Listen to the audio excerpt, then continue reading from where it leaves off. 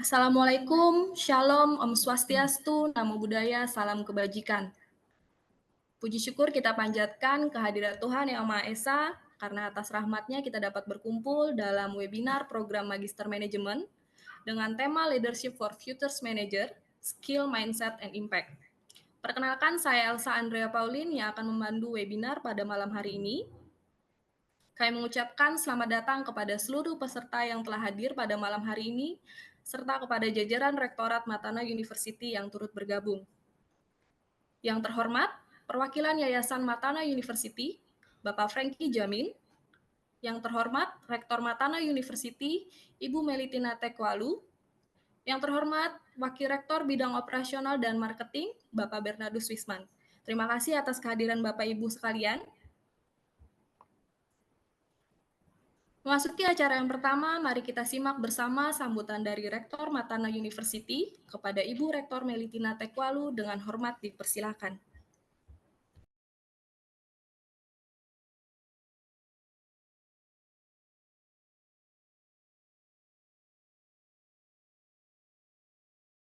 Ya, terima kasih Elsa. Selamat malam untuk Pak Pungki. Thank you yang sudah berkenan menjadi narasumber dari MM Matana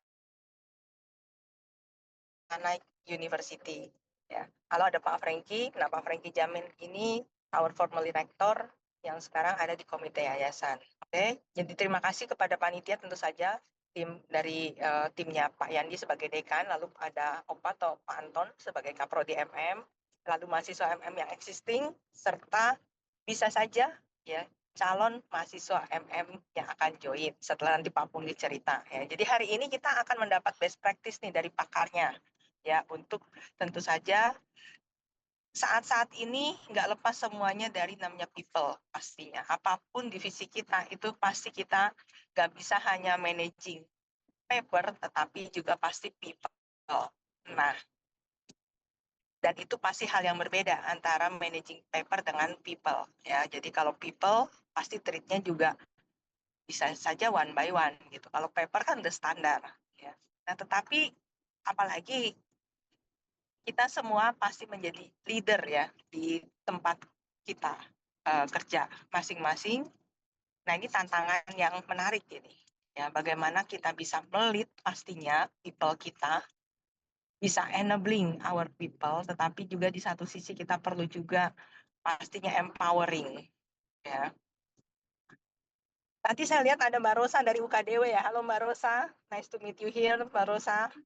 Halo Ibu Rektor, selamat Sudah malam. join. Ya, halo.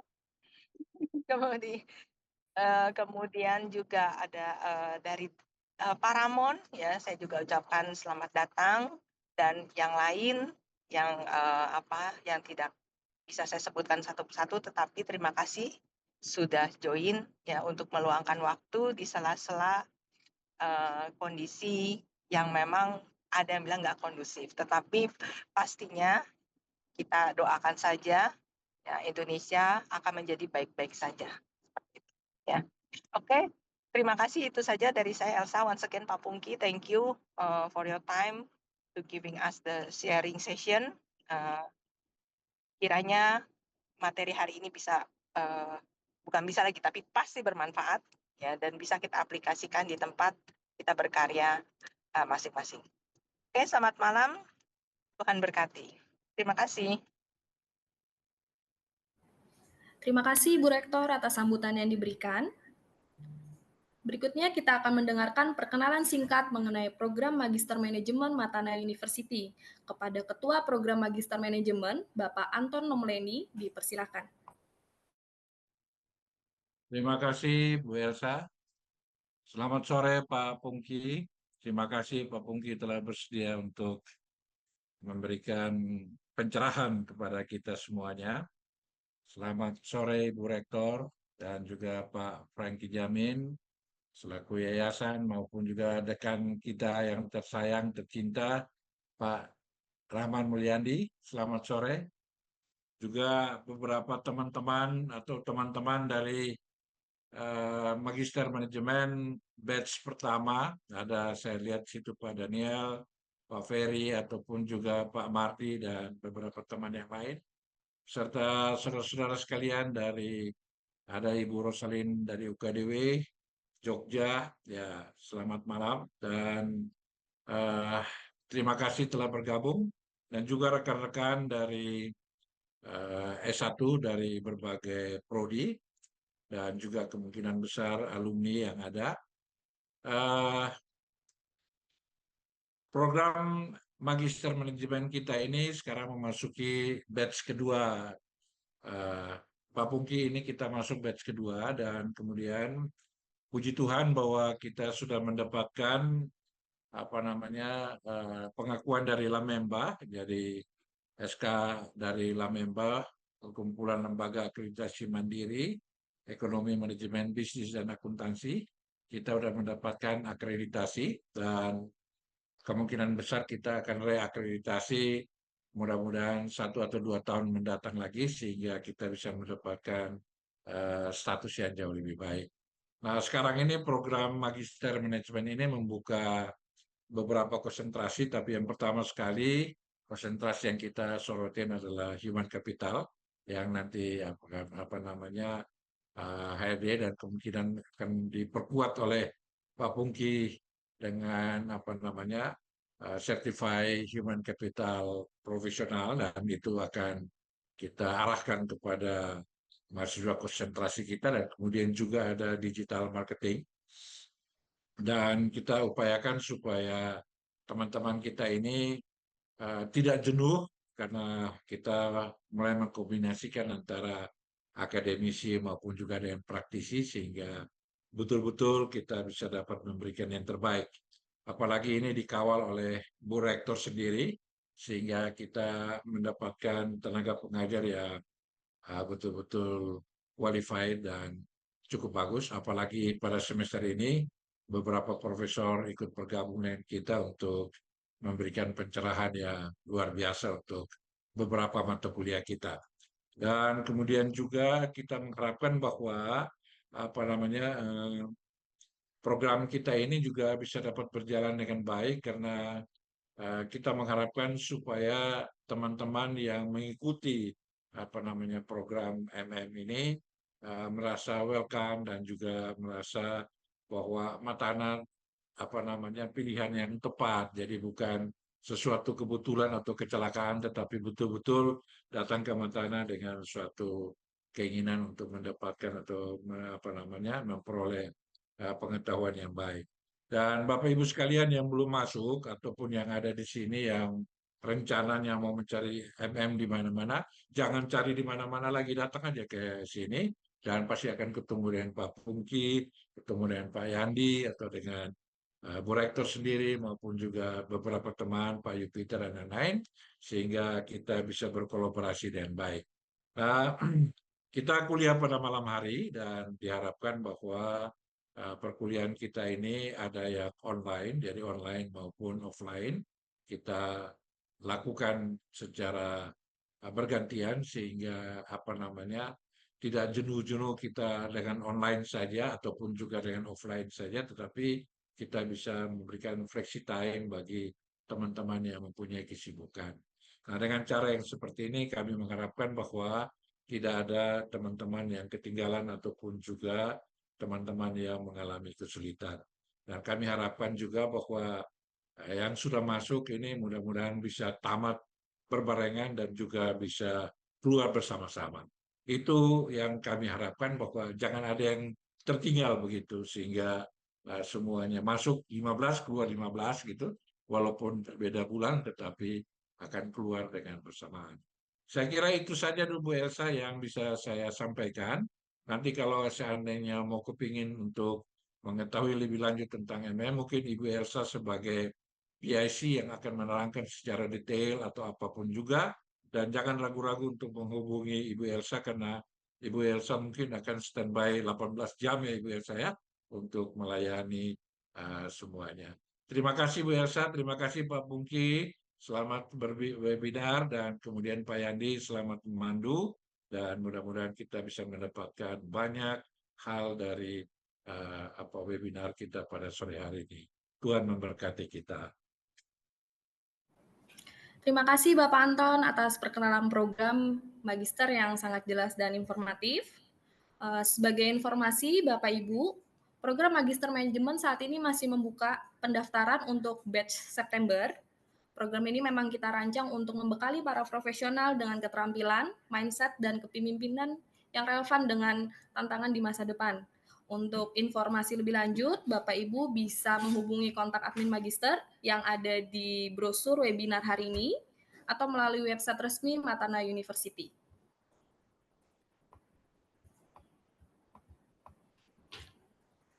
Kini tibalah kita pada acara inti, yaitu sesi webinar Leadership for Future Managers, Skill, Mindset, and Impact. Saya persilakan kepada Dekan Fakultas Bisnis dan Pariwisata, Bapak Rahman Mulyandi, untuk memandu jalannya diskusi bersama narasumber. Untuk Bapak Yandi, dipersilakan. Baik, terima kasih. Selamat malam semuanya. Salam kenal Pak Pungki, kita bertemu kembali di sini Pak. Ya Pak, salam kenal juga kembali Pak. Saya ingin menambahkan sedikit dari Pak Anton. Tadi kita program magister sudah terakreditasi baik ya. Jadi sudah bagus akreditasinya. Ya, nanti seperti Pak Anton bilang, kita dengan kegiatan-kegiatan ini adalah salah satu pendukung akreditasi program magister kita. Gitu. Kemudian Pungki, saya izin membacakan pengalaman Bapak nih yang luar biasa. Jadi saya bacanya, Pak Pungki ini 34 tahun bekerja dalam bidang bisnis, organization, and people management. Ya. Terus dari pengalaman kerjanya, kebanyakan beliau ini dari oil and gas. Ya Pak ya, Bapak kebetulan sarjananya dari petroleum engineering, nah cuman S2-nya nih ke human resource management. Nah jadi kalau di dosen itu Pak nggak boleh Pak, itu nggak linear. Cuman kalau di praktisi itu menarik sekali. Seperti itu. Terusnya Pak Pungki ini juga bekerja tidak hanya di Indonesia saja. Beliau juga pernah kerja di luar negeri ya. Dari Prancis, Inggris, Scotland, Norway, Uni Emirates, Iran, Turki, Libya, Nigeria, beberapa benua, sampai benua Asia. Beliau sudah mencoba bekerja, jadi sudah berpengalaman mengalami cross culture itu Pak ya, seperti itu. Namun lagi-lagi beliau sangat cinta Indonesia, jadi beliau sekarang berkarir kembali di Indonesia. Itu saja perkenalan dari saya tentang Pungki. Mungkin nanti ada yang kurang bisa Pak Pungki tambahkan, mohon izin. Ya. Mari kita mulai sesi presentasi. Jadi sesinya mungkin paparan dulu Pak ya, nanti setelah itu kita akan lanjut ke sesi tanya jawab. Lebih seperti itu Pak Pungki. Silakan Pak Pungki, terima kasih. Baik ya, si Pak Yandi, Pak Anton, Bu Meli juga masih pada di jalan ya. Ada beberapa nama nih saya lihat masih familiar dengan misalnya Mas Michael Mardi, ada Mas Hendy, udah biasa ketemu nih. Kita ketemu lagi ya. Baik, jadi malam ini kita akan sharing saja. Jadi bagi teman-teman yang nanti akan ada pertanyaan ataupun ada hal-hal yang perlu diklarifikasi dan sebagainya, silahkan saja anytime. Mungkin nanti kalau Pak Yandi memberikan kesempatan untuk bertanya, ya gunakan, manfaatkan pertanyaannya. Nanti bisa kita coba kasih best practice ya. Jadi pada dasarnya kita di sini akan coba memberikan gambaran tentang best practice leadership, ya, best practice leadership. Mudah-mudahan teman-teman juga nanti sudah bisa dapatkan materinya, akses materinya dari webinar ini. Jadi saya akan coba share dulu pertama kali mengenai materi ini. Sebentar ya. Oke, baik. Nah, kemudian topik kita malam ini kurang lebih bicaranya lebih banyak kepada leadership ya, lebih banyak kepada leadership. Harapannya nanti teman-teman, sorry, belum selesai. Bentar ya. Jadi harapannya teman-teman akan bisa memahami bahwa leadership itu tidak seperti yang ada di buku sebenarnya. Jadi kalau kita lihat leadership banyak di kalau di toko buku banyak sekali buku tentang leadership gitu ya. Tapi kita akan coba memberikan gambaran bagaimana leadership itu dibangun ya, dibangun dari sebuah apa ya, ini kenapa dia jalan sendiri sebentar ya, sendiri. Oke, kita stop share dulu sebentar, ya enak. Oke, kita masuk lagi. Nah, jadi ada beberapa institusi-institusi melakukan yang namanya leadership survey ya, ada leadership survey. Nah, kebetulan kami bekerja sama dengan yang namanya Center of Corporate Leadership, jadi CCL namanya. Nah, CCL ini basisnya di Amerika sebenarnya, tapi kita coba untuk memberikan istilahnya data-data dari Indonesia seperti apa, dan juga ada beberapa negara Asia yang melakukan survei terkait dengan leadership gitu ya. Jadi termasuk dalamnya ada Maxwell Institute juga yang notabene memang lebih banyak kepada aspek leadership. Nah, pada dasarnya survei ini dilakukan setelah COVID ya. COVID itu berarti 2021-2022. Di akhir 2022 kita menghadapi era-era yang kita sebut disruptif gitu ya, disruptif. Sehingga boleh dibilang ada Leadership Institute yang mencoba untuk memberikan gambaran bahwa ke depan ini kan seperti apa sih sebenarnya, apakah gaya para leader ini akan berubah sebelum COVID dan setelah COVID, jadi waktu itu. Dan memang pada dasarnya banyak hal-hal yang membuat kita harus berubah gitu ya. Jadi contohnya adalah yang paling gampang, kalau dulu kita biasanya memimpin secara offline dan paling sering sampai sekarang juga banyak yang secara offline. Tapi bagaimana memimpin dengan secara online ya, apalagi generasinya juga berbeda aja. Jadi boleh dibilang karena ada beberapa aspek yang berbeda menjadikan leadership ini harus shifting, harus bertransformasi ya kita bilangnya. Nah, jadi kalau dulu requirement kita paling dasar kalau jadi manajer itu gampang aja. Kita sebutnya POAC ya, planning, organizing, actuating, controlling gitu ya. Dan itu sudah terbiasa lah seperti itu dengan model-model yang notabene sebenarnya standar. Nah, begitu kejadian COVID, kemudian bisnis mengalami disruptif, maka terjadilah perubahan-perubahannya. Jadi cukup banyak perubahan-perubahan dari sisi bisnis, yang artinya kalau bisnis ini berubah, mau nggak mau gaya leadership-nya juga akan berubah nih sebenarnya sebagai pemimpin-pemimpin yang ada di organisasi, di setiap organisasi perusahaan. Nah, coba nanti kita sharekan bagaimana kita mengatakan bahwa leadership is important, without leadership, the important is nothing. Jadi boleh dibilang kalau kita bilang kepemimpinan itu penting, tapi kalau tidak ada kepemimpinan, maka hal-hal penting itu jadi nggak bernilai ya. Jadi nothing gitu ya. Oke, saya mungkin start dengan kita punya kenapa leadership itu agak shifting ya, atau bertransformasi dari mungkin gaya-gaya yang notabene dulu sangat biasa disebut dengan laissez-faire atau biasa dengan autokrasi gitu ya, dan ada yang juga birokrasi, itu sekarang harus berubah. Nah, jawabannya sederhana. Jadi kalau kita bilang kenapa leadership ini sekarang banyak shifting ke era yang sekarang, sebenarnya yang paling men-trigger itu adalah bisnisnya itu sendiri. Jadi dunia bisnis itu berubah. Jadi kalau kita dulu mungkin kalau biasa jadi sales itu jualannya pasti face to face, offline ya, langsung ngadepin yang namanya customer.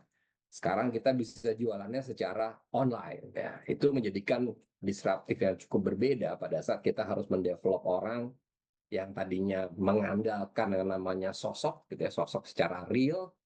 Nah, sekarang sosok secara real itu bisa digantikan dengan AI. Nah, ini yang menjadikan kenapa world of business sangat berubah, dramatically changing. Jadi boleh dibilang banyak hal-hal yang mau nggak mau kita gaya-gaya memimpinnya akan berbeda gitu ya. Jadi kalau dulu kita mungkin memimpin dengan satu orang berhadapan dengan banyak tim member, istilahnya one to many, sekarang mungkin pendekatannya harus one to one. Ya, jadi satu lawan satu sebenarnya. Kenapa? Karena setiap karakter itu berbeda, dan boleh dikatakan kita juga mulai sadar bahwa kita tidak bisa membuat yang namanya mass leadership, jadi leadership secara massal gitu buat semua orang, tapi kita harusnya bisa melihat bahwa setiap individu ini punya karakter yang berbeda-beda. Makanya kenapa di sini nanti kita bicara skill and mindset. Nah, jadi kalau lihat dari dunia bisnisnya aja berubah, gaya bisnis kita yang dulu mungkin lebih banyak bicara direct sales, sekarang menjadi indirect sales. Dari yang model dulu kita main di wholesale, ternyata sekarang kita main di retail misalnya, itu menjadikan gaya memimpinnya akan berbeda. Nah, itu salah satu alasan utama kenapa leadership agak shifting dari model yang notabene banyak ditemukan di buku, sekarang ini jadi agak susah ditemukan di buku, karena apa yang ada di buku nih jadi tidak practicable gitu ya. Jadi istilahnya, wah nggak bisa dipraktekin yang di buku gitu ya. Jadi kenapa kita akhirnya membuat metode-metode baru di mana akhirnya kita lebih melihat kepada tingkat kecocokan secara best practice gitu ya. Nah, masalahnya adalah di zaman sebelum COVID kita sudah mengenal istilah yang namanya leader and manager, ya, leader and manager. Nah, ini kadang-kadang kita masih suka rancu apa sih bedanya antara leader dan manager. Jadi kadang-kadang kita butuh leader yang ada di dalam seorang manager. Jadi kalau kita bilang kita butuh leader yang ada di dalam seorang manager. Jadi seorang manager itu harus punya leadership. Tapi di satu sisi lain kita juga butuh yang namanya leader, ya, yang notabene berbeda arahnya, karena arahnya lebih banyak kepada jangka panjang. Sedangkan manajer arahnya lebih kepada jangka pendek ke menengah sebenarnya. Nah, jadi kalau di sini saya ambil sedikit quotes aja bahwa kita butuh manajer yang punya leadership. Tapi kita juga butuh leader yang notabene pasti manajer yang baik gitu kan. Nah, ini yang kita akan coba lihat bedanya di mana. Jadi sebenarnya bedanya adalah kalau kita bekerja untuk sebuah posisi struktural yang disebut dengan manajer, kecenderungannya kita akan memberikan yang namanya pekerjaan-pekerjaan kepada tim member, dan akhirnya kita hanya bisa memotivasi untuk mencapai target yang harus dikerjakan. Makanya dikatakan manager will hold you back. Jadi secara prinsip biasanya kita membuat para tim member itu bekerja sesuai dengan apa yang dicanangkan, apa yang direncanakan ya. Jadi notabene istilahnya gimana caranya target itu tercapai. Bisnis itu punya target, maka gimana caranya bisnis itu bisa tercapai targetnya. Nah, ini yang kita sebut manager will hold you back. Artinya lebih fokus kepada pekerjaan. Tadi kalau Bu Mary sempat bilang, itu kayak manage paper gitu ya. Karena manage paper itu biasanya kita di atas kertas, oh ini ada targetnya nih, kita harus memenuhi target penjualan segini, kita harus dapetin revenue sebesar ini, kita harus bisa jual kemana saja, kita harus bisa mendapatkan customer berapa banyak. Itu pekerjaan manajer. Ya, jadi boleh dibilang kita hanya memotivasi untuk get into the paper ya. Makanya dibilang manage paper jadinya. Masalahnya adalah manajer yang manage paper itu tidak akan berhasil kalau dia tidak punya yang namanya leadership. Nah, jadi leader itu sebenarnya will help you grow. Ya, jadi kalau manager will hold you back, artinya membuat Anda akan terus bekerja sesuai dengan target. Tapi kalau leader itu will help you grow, artinya membantu yang namanya tim member itu berkembang, bertumbuh. Jadi kalau kita punya tim member level staff, gimana caranya dia bisa jadi supervisor. Kalau kita punya tim member levelnya supervisor, gimana caranya dia bisa berkembang jadi asisten manajer. Kalau misalnya kita punya tim member levelnya asisten manajer, gimana caranya bisa jadi manajer. Even kalau kita punya tim member levelnya manajer, gimana caranya bisa jadi general manager. Nah, itu yang kita sebut sebagai tugasnya leader, membantu kita untuk berkembang. Jadi manajer yang punya leadership biasanya membantu tim membernya untuk terus berkembang. Kenapa? Karena seorang manajer belum tentu tahu semua. Tapi biasanya bisa mengelola para tim member yang punya banyak pengetahuan, punya banyak pengalaman dari berbagai aspek. Nah, tugasnya leader menyatukan. Nah, ini kita sebut sebagai manajer yang punya leadership. Jadi kalau kita mau jadi manajer in the future, near future malah kalau saya bilang, itu paling penting adalah jangan cuma manage paper, tapi manage people. Jadi kalau kita develop our people, kerjaan kita ringan. Jadi kalau saya mengatakan kalau Anda mau jadi manajer yang punya leadership, meja Anda harusnya bersih. Kenapa saya bilang bersih? Karena yang mengerjakan itu adalah tim member. Nah, kenapa sekarang kalau kita coba sedikit menelaah beberapa turnover ya. Turnover itu berarti resignation atau pengunduran diri dari beberapa perusahaan. Kenapa sih orang-orang pada resign gitu ya? Jawabannya kebanyakan mengatakan bahwa mereka resign itu bukan karena meninggalkan perusahaannya, tapi meninggalkan atasannya. Terus kalau ditanya kenapa meninggalkan atasannya? Karena atasannya micromanagement katanya. Micromanagement itu maksudnya ngerjain hal-hal kecil. Jadi tidak mendelegate. Nah, jadi kalau kita lihat akhirnya manajer tadi will hold you back karena akhirnya bagaimana caranya target tercapai kalau anak buahnya nggak mencapai target dia turun mengerjakan. Nah itu yang kita sebut manager will hold you back. Tapi kalau kita punya tim member anak buah tidak mencapai target, gimana caranya supaya anak buah bisa mencapai target? Jangan di take over, jangan jadi micromanagement. Nah, ini yang sebenarnya sekarang ini akhirnya kita sering membuat survei-survei gitu ya kepada para tim member. Biasanya kita survei gimana atasan Anda, apakah atasan Anda punya leadership atau tidak. Nah, itu biasanya kita membuat yang namanya 360 derajat feedback ya, 360 derajat feedback untuk bisa melihat apakah para leader ini benar-benar kalau kita bilang menjadi orang yang memang menerapkan leadership-nya, bukan menerapkan sebagai manajernya. Karena kalau jadi manajer tadi, manage paper. Tapi kalau jadi leader, kita harusnya manage people.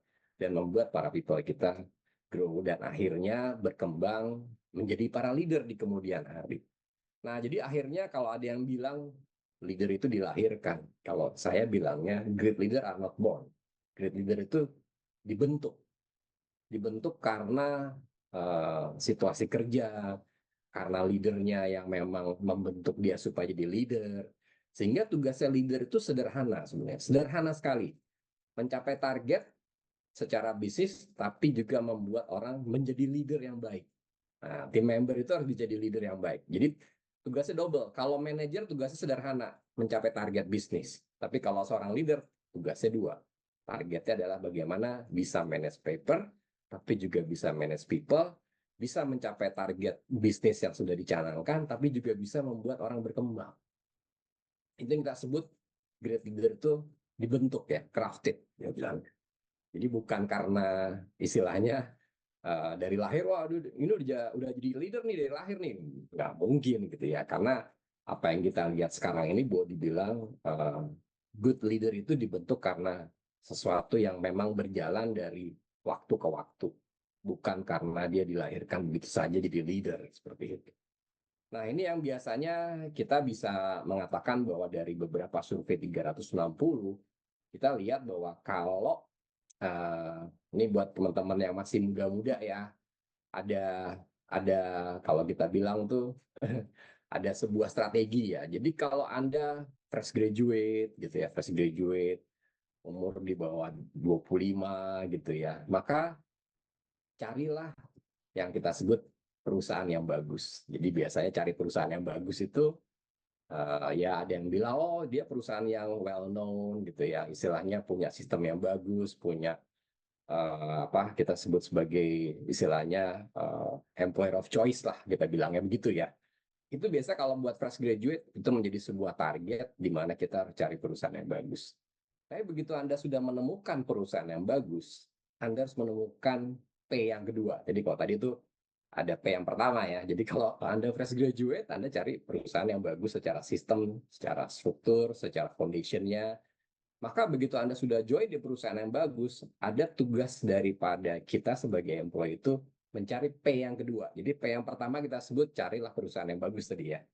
P yang kedua tuh kita harus cari yang namanya pemimpin yang bagus. Jadi kalau Anda bekerja, ya kalau boleh sih tinggalkanlah pekerjaan yang mungkin perusahaannya bagus, tapi P yang keduanya nggak bagus. Ada yang bilang toksik Pak di sana, leadernya toksik, manajernya toksik. Wah, better ya cari lagi yang lain. Jadi walaupun ada di perusahaan yang bagus, tapi kalau pemimpinnya nggak bagus, ya better jangan. Nah, karena nanti Anda akan buang umur. Ibaratnya gitu ya. Jadi kalau tadi saya kasih ilustrasi, kalau Anda fresh graduate mungkin sampai umur 25 lah, carilah perusahaan yang bagus. Tapi begitu Anda dapat perusahaan yang bagus, maka carilah pemimpin yang bagus. Itu yang kedua. Makanya kenapa biasanya kita bekali bagi teman-teman fresh graduate ini kalau sudah dapat perusahaan yang bagus, jangan terus istilahnya terlena gitu ya, terlena, wah enak nih perusahaan gajinya gede. Gaji gede tidak menjamin Anda menemukan pemimpin yang bagus. Karena Anda akan dibentuk oleh pemimpin tadi. Nah, jadi kalau saya beruntung saya dapat atasan-atasan yang memang punya leadership bagus ya, akhirnya jadinya dikasih kesempatan banyak untuk bekerja di banyak negara dan sebagainya. Nah, itu P yang kedua. Jadi kalau teman-teman yang masih fresh graduate, sekarang mau ambil sekolah lagi di S2, ambil sekolah S2. Masalahnya adalah setelah itu Anda harus cari perusahaan yang bagus, setelah itu masuk di perusahaan yang bagus, Anda cari pemimpin yang bagus. Nah, ini yang menjadikan akhirnya Anda akan bisa dapat P yang ketiga. Jadi tadi ya, P yang pertama itu kan kita bicaranya perusahaan yang bagus ya. Kemudian masuk kepada perusahaan yang bagus, carilah pemimpin yang bagus. Pemimpin yang memang membuat Anda berkembang, growth, gitu ya. Nah, itu yang kita sebut proses crafting. Jadi boleh dibilang sebagai proses pembentukan. Nah, masalahnya adalah kadang-kadang kita terlalu terlena lagi dengan P yang kedua nih. Tadi udah terlena dengan P yang pertama yang namanya perusahaan bagus, terlena lagi dengan P yang kedua. Waduh, bos saya baik banget, Pak. Bos saya enak. Bos saya kasih kesempatan buat training, buat apa gitu. Hati-hati. Karena ada P yang ketiga yang Anda butuh. Jadi kalau saya punya periode gitu 25 P1, cari perusahaan yang bagus. Itu sampai di 30 nih, Anda harus cari pemimpin yang bagus nih, 25 ke 30. Saya begitu lepas dari 30, di umur 30 ke atas, Anda harus cari P yang ketiga. P yang ketiga itu adalah pengalaman yang bagus. Jadi ada tahapan-tahapannya, karena Anda akan dibentuk menjadi leader berdasarkan pengalaman. Ya, jadi kita butuh pengalaman. Itu P yang ketiga. Jadi kalau udah dapat nih P yang pertama tadi perusahaan yang bagus. Yang kedua cari lagi pemimpin yang bagus. Udah dapat pemimpin yang bagus, jangan terlena. Carilah pengalaman yang bagus. Itu yang menjadikan kenapa di level sekarang, di level model Gen Y sekarang tuh pada mulai mikir, wah saya udah punya perusahaan saya kerja di perusahaan yang bagus, saya punya bos bagus banget, pemimpin yang bagus, tapi kok saya gini-gini aja ya, gitu ya. Nah, berarti Anda butuh pengalaman yang bagus, Anda butuh experience. Sama seperti kita punya slogan di Matana ya, kita butuh real experience gitu ya, kita butuh real experience. Karena leadership itu dibentuk lewat tadi pemimpin yang bagus, ya. Pertama tadi perusahaan yang bagus, yang kedua pemimpin yang bagus, pengalaman yang bagus. Itu penting tuh pengalaman yang bagus. Jadi kalau saya mengatakan bahwa wajar kalau orang itu cari pengalaman di banyak perusahaan, di banyak istilahnya culture yang berbeda dan sebagainya untuk mendapatkan pengalaman yang bagus itu jangan dihitung dengan gaji. Karena kalau gaji biasanya sih nggak pernah cukup, tapi mendapatkan pengalaman yang bagus itu luar biasa. Ya, nah ini yang membuat kita akhirnya di akhir daripada kita punya, kalau kita bilang karir gitu ya, karirnya tuh biasanya kita tinggal menikmati P yang keempat. Nah, itu ada P yang keempat namanya perjalanan yang bagus. Anda bisa jalan-jalan tuh. Anda bisa lihat. Jadi kalau saya kembali ke Indonesia, saya bilang the most beautiful country in the world itu adalah Indonesia, karena Indonesia punya banyak tempat yang indah. Nah, itu kita sebut sebagai perjalanan gitu ya. Jadi istilahnya cobalah Anda crafted diri Anda mulai dari cari perusahaan yang bagus, pemimpin yang bagus, kemudian cari pengalaman yang bagus-bagus. Yang kalau kita bilang yang prestigious gitu ya. Nah, ini yang menjadikan akhirnya Anda akan melihat ke depan walaupun ada AI, walaupun ada teknologi yang sangat berkembang, Anda akan lebih mudah untuk bisa beradaptasi dengan perubahan-perubahan yang terjadi. Nah, itu yang kita sebut sebagai kenapa great leader are not born, tapi great leader itu adalah dia crafted by 3P tadi ya, 3P. Sehingga P yang terakhir itu Anda tinggal perjalanan untuk menuju yang istilahnya yang Anda inginkan gitu ya. Oke, itu harapan-harapan bahwa kalau kita jadi fresh graduate, Anda harus punya rencana ke depan tuh seperti apa ya. Jadi jangan cuma terlena dengan saya udah dapat kerjaan. Ya dapat kerjaan, perusahaannya bagus nggak nih? Carilah perusahaan yang bagus. Begitu sudah dapat pekerjaan dengan perusahaan bagus, carilah tadi pemimpin yang bagus. Tapi kalau nggak dapat pemimpin yang bagus, ya cari lagi. Karena kita butuh pemimpin yang bagus. Begitu dapat pemimpin yang bagus, jangan terlena lagi. Anda harus cari pengalaman yang lebih bagus-bagus lagi. Oke ya, itu 3P yang paling tidak membuat fondasi Anda harusnya bisa melihat ke depan bahwa yang namanya manajer itu harus punya leadership yang baik. Sehingga itu yang kita sebut sebagai crafted daripada proses menjadi manajer yang bagus. Nah, jadi kalau dikatakan bahwa manajer itu harus punya leadership, tadi jangan terlena. Karena leadership itu managing change. Leadership itu membawa perubahan dan membuat yang namanya kita punya tim itu bergerak gitu ya, bergerak kepada hal-hal yang memang sesuatu yang menjadikan kita bisa berkembang dan akhirnya maju gitu ya. Jadi kalau tadi ada istilah micromanagement nih, soalnya sekarang lagi tren nih, banyak orang resign kenapa? Karena bos saya micromanagement, Pak. Nah, sebenarnya leader itu atau manajer yang punya leadership itu getting exceptional result through others, bukan lewat dirinya, tapi lewat tim membernya.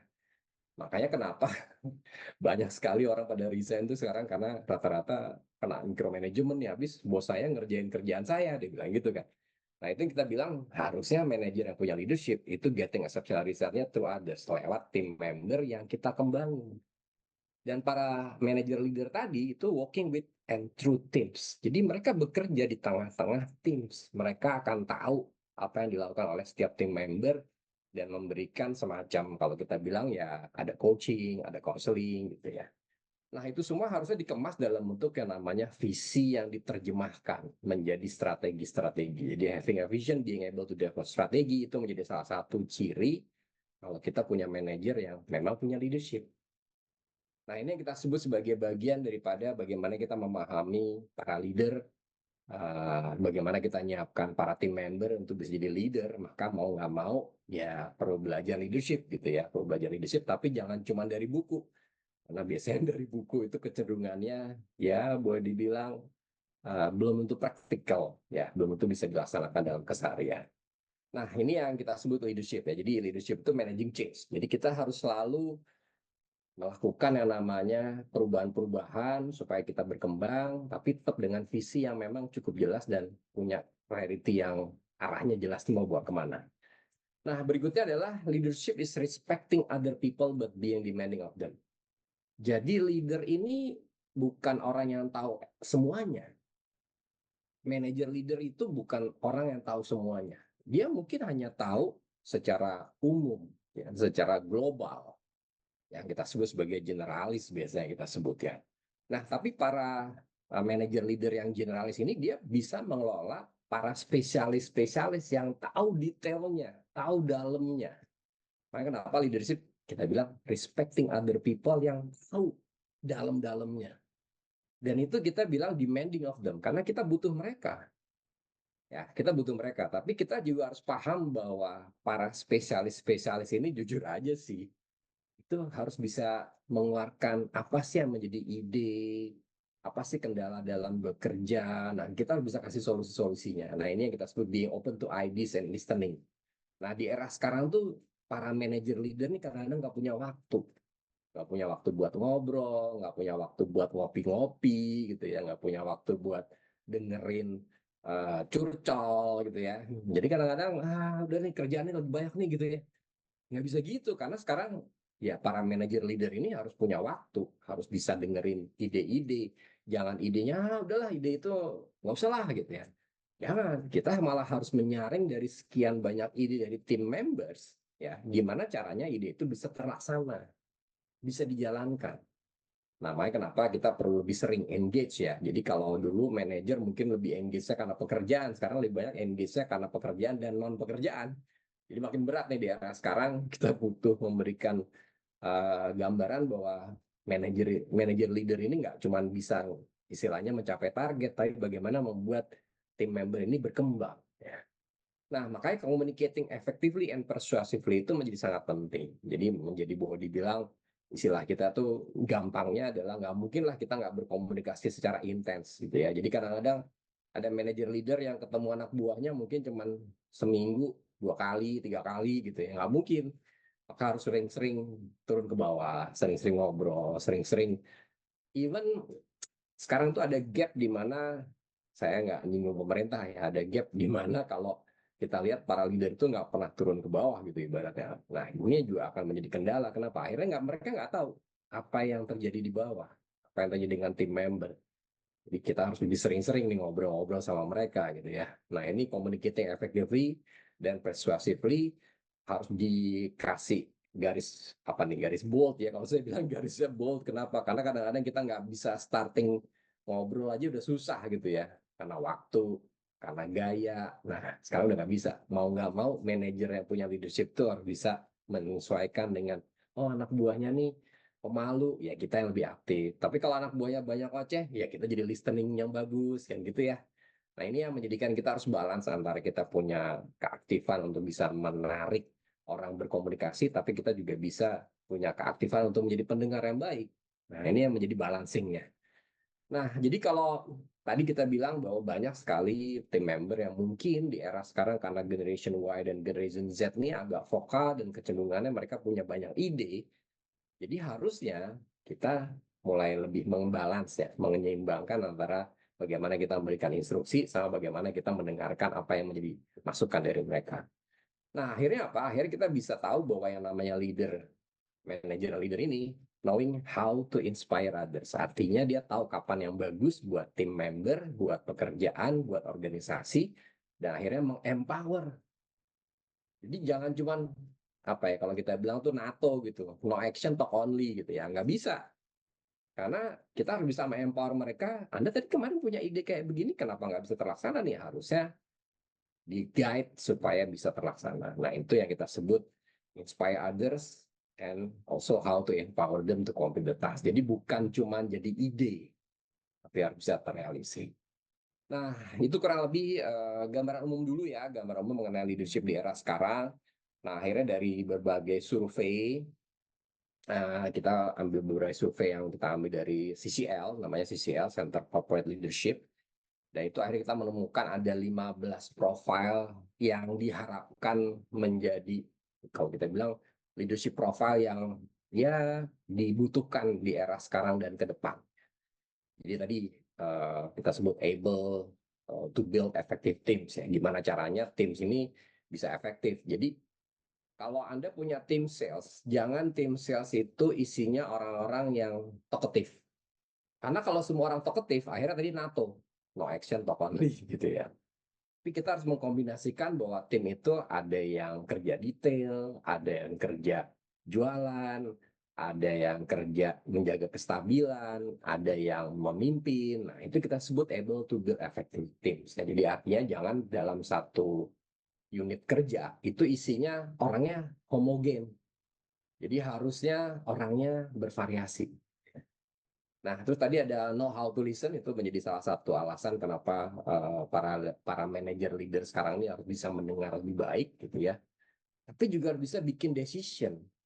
Ya, decisionnya bukan karena menurut tim member gimana ini, bukan begitu, tapi artinya mengumpulkan dari semua dan menggunakan namanya, kalau kita ada kuliah namanya business data management gitu ya, kita harus bisa memutuskan berdasarkan data manajemen yang ada berikut dengan data analitiknya, mau nggak mau seperti itu. Karena kalau kita punya tim member kan pasti punya tuh ya yang namanya ide, data dan sebagainya. Nah, ini akhirnya menjadikan kita mau nggak mau ya harus ngerti nih bahwa yang namanya keputusan tuh ada di leader, ada di manager leader. Terus ini yang kadang-kadang agak susah, energetik, inovatif. Energetiknya mungkin capek ya, karena kita kerja sebagai manager leader itu nggak bisa 8 hours per day. Boleh dibilang kita almost 24 hours per day, dan kita harus bisa kapan saja, di WA, mau nggak mau nih, kalau ada yang curcol ataupun apa, di satu sisi lain kita mau nggak mau juga pasti akan memberikan istilahnya guidance yang mungkin tidak kenal waktu ya. Nah, yang menggabungkan energetik dan inovatif ini agak susah adalah kenapa? Karena setiap kita punya energi ini harus bisa mendapatkan terobosan, hal-hal baru. Nah, ini yang menjadikan 5 profil awal ini agak berat nih. Ini kalau dari 15 nih, kalau dari sisi L memang mengatakan ini 5 yang paling atas yang ini nih. Dan yang terakhir itu yang 5 teratasnya adalah visionary. Ini nggak bisa ngomong besok, ngomongnya 5 tahun lagi. Seperti apa sih kita 5 tahun lagi? Visionary itu mungkin kita bicaranya lebih banyak kepada bukan dream ya. Karena kadang-kadang yang bilang visionary berarti banyak mimpinya, Pak. Enggak juga sih. Karena sebenarnya itu lebih kepada dream in reality. In 5 years, kita akan ada di mana, titik mana, seperti itu. Nah, itu saya ambil 5 profil yang teratas dulu ya. Kemudian ada 5 profil yang kedua. Jadi yang kedua itu berarti yang di bawahnya yang teratas tadi. Ini yang juga lumayan berat bagi para leader, bagi para manager leader adalah have high ethical standard. Jadi kalau kita kenal yang namanya kita sebut sebagai good corporate governance, kita punya integrity dan sebagainya, mungkin kadang-kadang tertulis bagus, tapi implementasi belum tentu. Nah, ini menjadikan kenapa kalau kriteria leader yang kita cari itu biasanya Ada yang bilang sih kompetensi yang namanya integrity ya, tapi pada dasarnya profil yang diinginkan adalah punya ethical standard yang memang levelnya tinggi. Ya jangan mengatakan bahwa ini adalah hasil kerja saya sebagai leader, tapi ini hasil kerja tim, dan sebutin tim member mana yang memang berkontribusi paling utama di dalam pencapaian. Nah ini yang kita sebut integrity. Kemudian ada strong presence dan strong will, artinya punya penampilan yang memang menjadikan dia kelihatan bahwa dia punya leadership ya, jadi bukan cuma punya manajerial yang bagus, tapi leadershipnya, dan punya keinginan untuk selalu bertumbuh, ya, bertumbuh. Nah, terus ada yang bilang maturity ya, maturity itu karena kadang-kadang kita nggak boleh, ya kayak sekarang teman-teman bisa lihat ya, banyak yang kita sebut sebagai leader itu gampang sekali mengeluarkan kata-kata. Padahal maturity itu ada juga di kata-kata, karena ada yang bilang apa namanya, mulutmu adalah harimaumu, hati-hati gitu ya. Karena maturity dari sisi bagaimana kita mengelola yang namanya people itu sangat tergantung kepada bagaimana kita mengeluarkan kalimat yang bisa memotivasi atau malah bisa membuat mendemotivasi. Hati-hati ini yang paling sering terjadi ya. Jadi kadang-kadang ada leader yang gampang sekali kayak bensin gitu ya. Maksudnya tuh gampang sekali merespons gitu ya. Padahal dia nggak mikir apa dampaknya kalau dia merespons seperti itu kepada tim members. Ya samalah seperti yang sekarang ngomong sembarangan, akhirnya dampaknya luar biasa ya. Anda bisa lihat sendiri kan di Jakarta ini seperti apa gitu ya. Nah terus ada istilah yang keempat, yang kedua nih bagian daripada yang ke-9 itu kita sebut good presenter. Karena kalau ada yang bilang yang jualan tuh orang sales jago gitu, leader tuh harus jago jualan. Jualan apa yang menjadi ide anak buahnya menjadi realisasi. Nah itu kita harus presentasiin, kita bisa jual ke top manajemen, even ke owner dan sebagainya, menjadikan para manajer leader ini harus bisa mempresentasikan dan secara jelas dan dikaitkan dengan visi gitu ya. Nah, terus ini karena kebetulan survei kita CCL yang sifatnya internasional, jadi know how to manage committee international in Outlook. Artinya secara internasional dia harus bisa bekerja dengan banyak, kalau kita bilang itu suku bangsa. Jadi kalau kita biasa orang Asia, biasa kerja sama orang Asia, atau kita orang Indonesia, biasa kerja sama orang Indonesia gitu ya. Nah, kita harusnya punya, kita sebut DIA gitu ya, jadi diversity, inclusion, ya, equity gitu ya. Nah, itu mau nggak mau kita harus membuat bahwa diversity itu penting. Ya, dan itu menjadikan kita bisa manage committee, bisa manage team member dari berbagai suku bangsa sebenarnya. Nah itu 5 profil yang di bagian kedua nih. Jadi ada profil yang pertama tadi, 5 pertama, kemudian ada 5 yang kedua, dan ini ada 5 yang ketiga sih. Nah, kita sebut sebagai 15 profil secara umum. Yang ini sekarang ini boleh dibilang teknologi sangat mempengaruhi. Leadership sangat dipengaruhi teknologi. Jadi mau nggak mau kita, kalau leadernya sederhananya gampangnya gini lah. Kita punya manajer leader tapi nggak bisa Excel gitu kan, lucu. Masa sih pakai Excel aja nggak bisa Pak, mesti diajarin gitu. Kok gaptek ya? Nah udah deh, udah kayak gitu susah nih kalau kita punya leader yang nggak, istilahnya gaptek, gagap teknologi, artinya mereka nggak ngikutin perkembangan-perkembangan, bikin makro aja susah, bikin pivot aja susah gitu kan. Ya gimana caranya Anda bisa istilahnya meng-coach anak buah yang mungkin belum bisa pivot gitu kan. Contohnya seperti itu, sederhana sekali. Belum lagi ada istilah kita menggunakan ChatGPT, menggunakan AI dan sebagainya. Apakah leader ini harus istilahnya kalau kita bilang keep update? Jelas, nggak bisa enggak. Itu wajib gitu ya. Nah, yang paling susah adalah ini yang memang nomornya di belakang, the charismatic and admired by employee at all levels ini caranya gimana? Caranya ya harus sering-sering komunikasi sama yang di bawah, harus sering-sering melihat ke bawah, harus sering-sering kita coba cek di bawah itu seperti apa, sehingga akhirnya mereka bisa lihat bahwa mereka taken care ya, atasan manager leader ini taken care. Ada istilah democratic, ada istilah literate dan motivated. Ini sebenarnya lebih kepada kalau kita sebut sebagai skill-nya ya. Jadi skill yang dibutuhkan oleh para leader ini ya democratic, literate. Jadi jangan cuman istilahnya baca buku yang old gitu ya. Literate-nya tuh kayaknya nggak bisa, harus ada yang ngikutin perkembangan-perkembangan seperti apa ini yang ada di sekarang ini. Karena apa yang di buku tuh belum tentu semuanya bisa applicable tadi ya kita sebut. Dan harusnya bisa menunjukkan bahwa mereka sangat well motivated, ya boleh dibilang menjadikan inspirasi bagi para tim member. Wah ternyata bos saya nggak capek ya, manager leader ini harusnya nggak capek karena kita kerjanya boleh dibilang 24/7.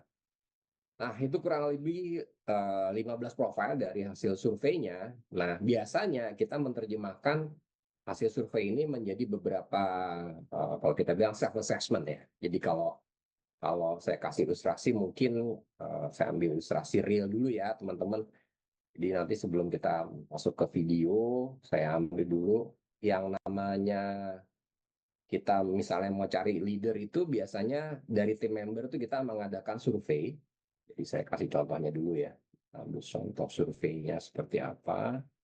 Jadi misalnya realnya seperti ini.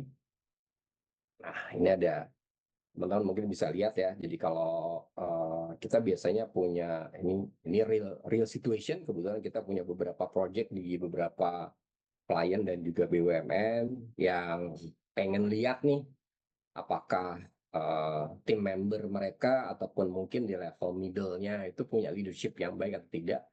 Nah ini biasanya kita melakukan survei untuk bisa membuat mereka agak aware bahwa perilaku-perilaku yang seperti apa sih yang sebenarnya dilakukan ya dalam keseharian, tapi berdampak. Ini kita sebut sebagai impact ya. Jadi yang paling sederhana kalau kita lihat setiap tim member itu apakah mereka punya self leadership misalnya. Jadi ada perilaku misalnya secara rutin menetapkan tujuan pribadi yang jelas, mengukur untuk memastikan pencapaian, sering merefleksikan tindakan untuk belajar dari pengalaman gitu ya.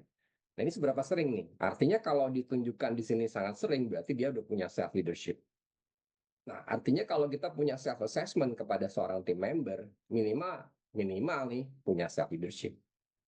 Nah, kalau kita lagi melihat ke depannya dia harus dikembangin seperti apa, maka kita akan masukkan ke dalam kuesioner berikutnya yang kita sebut sebagai effective leader.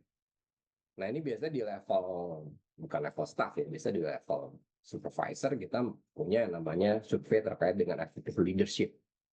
Di bagaimana mengkomunikasikan tujuannya, cukup jelas atau enggak, terus memastikan tugas yang diberikan tuh mudah dipahami, monitor daripada kemajuan tugas tersebut, kasih feedback, terus ada pendekatan-pendekatan untuk meningkatkan efektivitas, kemudian bagaimana bisa menyelesaikan masalah timnya secara tepat gitu ya, solusinya seperti apa.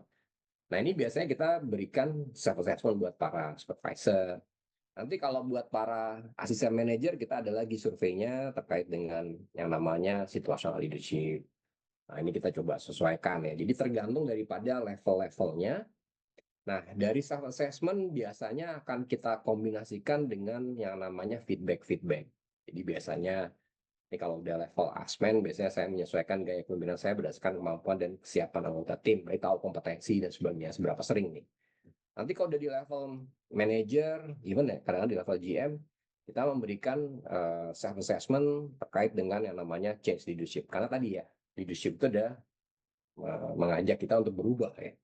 Jadi apakah bisa memimpin tim melalui perubahan, kemudian apakah berkomunikasi secara efektif tentang tujuan daripada perubahan, kemudian ada tadi ada well motivated ya, ada self confidence terkait dengan memimpin perubahan, bagaimana motivasi tim untuk ngikutin perubahan, sampai kepada level top level ya. Top level itu kita sebut sebagai yang namanya visionary leadership. Nah ini ada self assessmentnya juga. Ini kita sebut sebagai visionary leadership ya, itu di level atas lah kita bilang. Nah jadi dari self assessment ini nanti kita akan lakukan istilahnya ya, kalau kita bikin survei, kita tanya nih, kalau dia levelnya supervisor, maka rekan kerja atau bawahannya bisa kita survei. Nah, ini misalnya ada feedback dari rekan kerjanya gitu, ada rekan kerjanya seperti apa. Nah, ini nanti kita akan combine. Jadi dari self assessment kita combine dengan apa yang menjadi feedback dari para rekan kerja, teman kerjanya, kalau ada bawahannya. Jadi di semua level kita akan bisa lihat apakah seorang staff tadi rekan kerja melihat dia punya self leadership.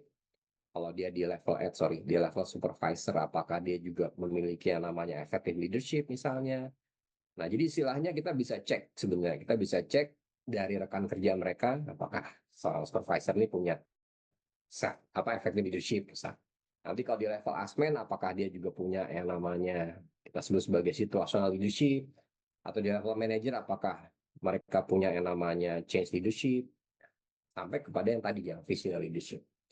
Nah, nanti dari sini akhirnya kita juga mulai mengkombinasikan dari self assessment, kemudian masuk kepada feedback dari para rekan kerja dan bawahan, maka nanti ada feedback dari level top level dari atasan. Nah, ini biasa kita ada feedback dari atasan. Jadi kalau misalnya dia seorang staff, maka feedback dari atasannya mungkin supervisor akan cek. Kalau dia seorang supervisor, nanti akan feedback dari asisten manajer misalnya, bagaimana dia punya effective leadership. Kemudian kalau dia seorang asisten manajer, maka akan diberikan feedback dari atasannya mungkin manajer, dan sampai kepada level manajer nanti yang memberikan feedback adalah level GM-nya, dan yang terakhir pastinya para GM-nya. Nah, ini biasanya udah di level direksi, kita lihat apakah dia punya visionary dan sebagainya. Nah, jadi pada dasarnya ini nggak bisa ditemukan dari buku ya. Kenapa? Karena ini relatively sangat kuesionernya ini sangat menyesuaikan dengan kondisi daripada organisasi perusahaan. Jadi setiap organisasi perusahaan akan berbeda-beda, nggak selalu sama. Jadi pengalaman kita mengatakan bahwa leadership di setiap perusahaan itu berbeda, nggak selalu sama. Memang ada benang merahnya, yang tadi kayak visionary leadership, ada benang merahnya, tapi perilakunya nggak selalu sama karena culture-nya berbeda-beda. Nah, dari situ akhirnya kita bisa mengkonsolidasi hasil surveinya. Jadi biasa kita dari hasil survei itu nanti kita akan bisa lihat. Nah, ini sangat membantu bagi para istilahnya para human capital terutama untuk bisa melihat apakah potensial leadership-nya ada dari setiap level jabatan. Ya, dari situ akan kelihatan proses yang kita sebutnya sebagai spider web-nya. Jadi biasanya kita punya spider web-nya, nanti di sini akan ada gambar spider web-nya harusnya. Nah, ini seperti ini biasanya gambarnya. Nah, itu akan kita lihat apakah dia punya potensi. Nah, kalau memang dia ada gap secara potensi, bisa jadi leader yang visionary misalnya, maka kita akan buatkan program sih, artinya top management harus memfasilitasi program supaya mereka bisa punya yang namanya leadership development program. Dengan melihat apa? Dengan melihat strength and weakness-nya sebenarnya. Nah, di sini kita bisa lihat bagaimana kita akhirnya tadi ya. Jadi jangan cuma manage paper, karena kita akan manage yang namanya people. Nah, di sini kita buat program development, mulai dari yang learning, training, upskilling, biasanya kita punya komposisi 10%, kemudian nanti ada on the job learning-nya kurang lebih 7%, nanti ada mentoring-nya biasanya 20% secara bobot. Nah, itu dikasih target, apakah ini kita develop dalam tempo setahun, 2 tahun, biasanya kita kasih target, dan ada pekerjaan-pekerjaan yang memang tadi ya, jadi tugasnya para manajer leader ini agak capek.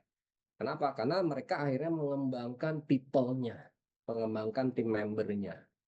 Nah, ini menjadikan dokumen-dokumen ini biasanya akhirnya kita punya program yang harus dijalankan untuk bisa mengembangkan para tim member di level semua jabatan. Nah, itu kurang lebih praktek ya, prakteknya seperti yang kita sharekan seperti ini. Nah, jadi kalau saya bisa menyimpulkan kembali ke materi gitu ya, dari materi kita tadi sampai di sini. Nah, saya coba kita kasih contoh beberapa apa sih yang disebut dengan leadership gitu ya. Menurut beberapa, mungkin saya start dengan Simon Sinek dulu ya. Kita coba dengerin apa sih Simon Sinek mengatakan tentang leaders need patience ya. Kita harus butuh kesabaran untuk bisa mengembangkan para team members. Coba kita dengerin sebentar ya mengenai Simon Sinek ini bilang apa sih sebenarnya. Most companies don't have the patience for their people to grow. I don't have patience to wait and help you on your growth journey. I need my growth and educate my numbers. It reminds me, Gary Ridge, who used to be the CEO of WD-40, he was on an analyst call and the analyst said, Gary, you missed your numbers. And he goes, no, my numbers are fine. I missed your numbers. But to Gary's credit, he has a company that invests in, like, if you're in a leadership track, they teach you how to be a coach. They teach you coaching. They understand that people's performances don't always match the arbitrary numbers of the arbitrary dates of running our companies. He has the institutional patience to allow someone to go on a growth journey with their ups and downs, even if it means that he has to suffer short term, because he recognizes that over the long term, he will benefit, which, by the way, they have. It's a very, very high performing organization. This is why I like quarterly or at least semi-annual reviews, at least then I can see growth. Jadi emang kita butuh waktu ya, kita butuh waktu untuk ngembangin semua tim member jadi good leader ya. Nah sekarang kalau dilihat dari kacamatanya Pak Arman nih, Pak Arman Hartono bilang apa sih soal leadership gitu ya, kita dengerin aja nih. Leadership itu bukan orang yang bisa melihat semua. Saya sebagai pemimpin atau teman-teman pemimpin ini yang pasti dulu ya, kita hanya satu orang dari ada ribuan tim. Setiap kepala cabang satu orang dari ratusan ribuan orang. Kita bukan orang yang bisa melihat semua. Kita yang dilihat oleh semua. Ini di sini ada kepala-kepala cabang, tuh ada Linda, Sony, Roni ya. Kadang-kadang mereka sakit, kadang-kadang saya juga sakit, kadang-kadang Pak Hendrik saya sakit. Kena COVID, pilek atau apa. Pak, kalau Pak Hendrik saya sakit, tetapi timnya sehat, BCA jalan Pak. Tapi Pak Hendrik saya sehat, kepala-kepala cabang sehat, tetapi seluruh teller dan seluruh CSO kita sakit, BCA berhenti Pak. Pemimpin adalah orang yang paling membutuhkan orang lain. Kalau gitu pemimpin tidak dibutuhkan dong? Enggak juga. Karena orang berbeda-beda, butuh ada yang menyatukan. Butuh ada yang menyatukan visi, menyatukan arah, menyatukan skill, bisa sinergi. Butuh mengingatkan tim untuk apa yang harus dilakukan, untuk menyemangati, lagi down bisa dijaga mentalnya. Nah, butuh pemimpin. Itu satu deh. Coba kita lihat Pak Yaya sekarang ngomong apa sih Pak Yaya ya. Jangan jadi pimpinan kalau anak buahmu bekerja bagus. Kamu bilang sama bos yang lebih tinggi, wah ini kan Yahya nih yang kerjain nih. Anak buahmu akan sedih. Kalau saya enggak, dari dulu saya enggak pernah begitu. Saya bilang, ini Bapak persembahan dari tim ini. Si ini yang berjasa. Wah itu rasanya penghargaan pribadi itu penting sekali dalam suatu company ya. Mereka akan merasa, wah aku diwongke ya. Ini sangat penting ya. Terutama bagi teman-teman kita yang sedang mulai naik daun, baru memimpin tim kecil ya. Jangan semua bonus tim itu Anda ambil sendiri. Anda harus berani juga memberikan itu kepada teman-teman yang lain ya. Ini penting sekali untuk membangun teamwork yang sehat dan kerjasama antar tim. Dan pisahkan silo-silo yang ada di dalam perusahaan ataupun bisnis Anda sendiri ya. Most companies don't have Jangan. Nah, jadi akhirnya dari 15 profesi CL tadi Center of Corporate Leadership, kemudian tadi Anda sudah lihat ada 3 video yang kita tampilkan. Sebenarnya esensi dari 15 profil tadi ada kompetensi yang perlu dimiliki oleh manajer yang katanya harus punya leadership. Ya, kita sebut 7 leadership kompetensi. Jadi di sini kalau teman-teman lihat, nomor 1 adalah the ability to communicate clearly. Ini nomor 1 nih, ability to communicate clearly. Jadi Anda bisa berkomunikasi, karena sekarang itu kebanyakan yang kerja sebagai team member itu Gen Z. Gen Z ini cukup talkative ya. Artinya mereka banyak, idenya banyak, ngomongnya juga banyak gitu. Maka kita harus punya ability to communicate clearly apa yang menjadi istilah kita, target kita gimana. Jangan cuma manage paper tapi juga manage people-nya gimana. Nah, ini kita sebut ability to communicate clearly. Itu menjadikan salah satu daripada profil tadi tuh dari 15 ternyata kompetensinya namanya communication. Kemudian yang kedua adalah kita sebut ability to think critically. Jadi kalau kita mau bikin keputusan ini manajer yang punya leadership tuh harus berpikir secara kritis. Kita harus ngambil tuh datanya, kita harus bisa ngelihat secara overall-nya, kita harus punya data analitiknya seperti apa, trennya bagaimana, historicalnya bagaimana. Jadi kalau kita punya data dengan field-nya, itu kita harus analisa. Supaya pada saat kita bikin keputusan, itu berdasarkan pemikiran memang kritis. Jadi jangan cuman istilahnya mencari, apa nih anak buahnya ngomong apa, ikutin gitu ya. Enggak, tapi kita harus bisa mutusin berdasarkan data. Nah, ini kita sebut sebagai ability to think critically karena teknologi sekarang berkembang pesat dan itu sangat membantu kita untuk bisa para manajer yang leader tadi ini bisa berpikir secara kritis dan akhirnya bisa mutusin secara tepat. Ini yang kedua. Yang ketiga kompetensinya adalah namanya the ability to create accountability. Tadi kita punya tuh yang namanya data-data daripada setiap tim member, punya kompetensi apa, kekuatannya di mana, kelemahannya di mana. Maka mau nggak mau harusnya dia bisa memberikan tugas yang sesuai. kasih target dengan bobot yang sesuai. Jadi kita bisa create accountability pada tim member. Jadi jangan di take over semua sama atasan, sama managers yang notabene punya leadership gitu ya. Maka kita harus bisa create accountability yang dengan kata lain kita sebut sebagai delegating, ya, empowering. Jadi create accountability itu sebenarnya ada beberapa perusahaan menyebutkannya sebagai kompetensi yang kita sebut delegating and empowering. Jadi seorang leader, manager leader ini harus bisa mendelegasikan, harus bisa mengempower kepada tim membernya sehingga mereka punya accountability. Itu yang ketiga. Yang keempat adalah ability to build relationship. Relationship ini bukan cuma relationship antara atasan dan bawahan, tapi juga relationship dengan para atasan, dengan manajemen, dengan shareholder, dengan stakeholder. Jadi bagaimana kita bisa build relationship dengan executive presence-nya, dengan strong presentation-nya. Ini yang menjadikan kita bisa membawa tim kita tadi yang dengan tim member yang tadi sudah kita bangun yang dengan baik, itu akhirnya bisa muncul nih. Karena build relationship bukan cuma dari hubungan atasan bawahan, tapi bagaimana kita bisa keluar dari tim kita dan kita bisa buat build relationship yang baik. Nah, yang kelima ini yang boleh dibilang paling esensi sih sebenarnya kalau saya bilang, ability to develop people. Seperti tadi yang Pak Arman bilang, kita nggak mungkin jadi leader itu mengandalkan diri kita. Kita mengandalkan tim member. Kita harus develop mereka untuk berkembang. Ya, nggak mungkin. Leader bisa sakit, tim member juga bisa sakit. Gitu. Tapi gimana caranya supaya kita bisa sama-sama berjalan? Nah, kita harus develop people. Jadi mereka juga nggak selamanya akhirnya mengalami yang namanya pengalaman.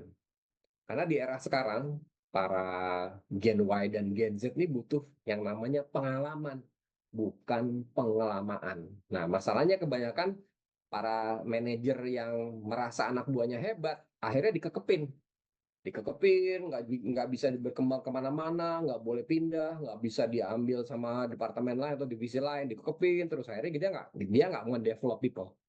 Jadi kita harus legowo kalau jadi atasan tuh legowo nih anak buah kita udah harus bisa jadi sama-sama levelnya sama gitu, sama-sama kita sama-sama manajer, itu wajar. Jadi ability to develop people itu ada sesuatu yang wajar dan itu Anda akan istilahnya punya berkat banyak lah ya karena Anda bisa membuat orang lain jadi berkat gitu. Dan kita sebut ability to develop people yang nomor 5, yang keenam kompetensinya adalah ability to drive change. Nah, tadi ada change leadership yang jadinya akhirnya punya visionary leadership. Jadi bagaimana kita membuat perubahan. Jadi jangan comfort zone. Karena kalau kita masuk ke dalam comfort zone, nggak mau berubah, basically comfort zone itu killing you softly. Secara bisnis juga begitu ya. Jadi perusahaan yang, kalau saya dulu punya klien, nama perusahaannya saya nggak perlu sebut gitu ya, nyaman gitu. Wah, ini perusahaan kita ada top leader nih di segmen pasar ini gitu ya. Tiba-tiba disalib dong sama perusahaan yang mungkin kita nggak pernah dengar gitu namanya. Ibarat seperti itu. Jadi kita harus selalu melakukan perubahan-perubahan dan mengajak tim member kita untuk selalu berubah, ikutin perkembangan zaman, jangan ketinggalan, karena kalau kita ketinggalan udah habis. Habis kita. Makanya kenapa Prof. Renat selalu bilang gitu, Anda mau berubah atau Anda mau punah, katanya gitu kan. Nah, ini yang menjadikan kenapa kita harus bisa punya manajer leader yang punya ability to drive change ya, kepada tim membernya. Dan akhirnya dengan ada perubahan tadi, kita bisa punya visionary yang bagus nih, yang kita sebut ability to inspire other. Wah, ini tim hebat nih ya, selalu bisa ngikutin perkembangan. Nah, itu menjadikan kita akhirnya tim yang memang punya sesuatu yang dilihat, yang tadi yang Pak Arman bilang, kita dilihat orang banyak. Ability to inspire others itu penting. Nah, ini yang kita sebut sebagai kompetensi leadership akhirnya. Jadi kalau tadi ada 15 profile, kemudian kita lihat best practice-nya, akhirnya kita nyebutnya ada 7 kompetensi leadership nih yang wajib ya, mulai dari communication, think critically dengan data, bikin keputusan yang baik berdasarkan pemikiran kritis, bisa delegating empowering dengan create accountability, bisa bangun relationship baik ke stakeholder, shareholder, terus develop people selalu berkembang, drive change sampai kepada inspire. Nah, masalahnya tidak semudah yang kita ngomong. Kalau kita kasih nih leadership assessment, di-assess gitu orang-orangnya, ternyata nggak mudah. Manajer leader itu banyak tantangannya. Nah, ini bagian terakhir, saya ngambil dari beberapa pengalamannya Pak Yonan, saya ambil aja. Jadi teman-teman bisa dengerin gitu apa tantangan-tantangan yang dihadapi oleh seorang pemimpin. Ya, karena kita ngerti bahwa Pak Yonan cukup banyak membawa perubahan ya, kita lihat ya.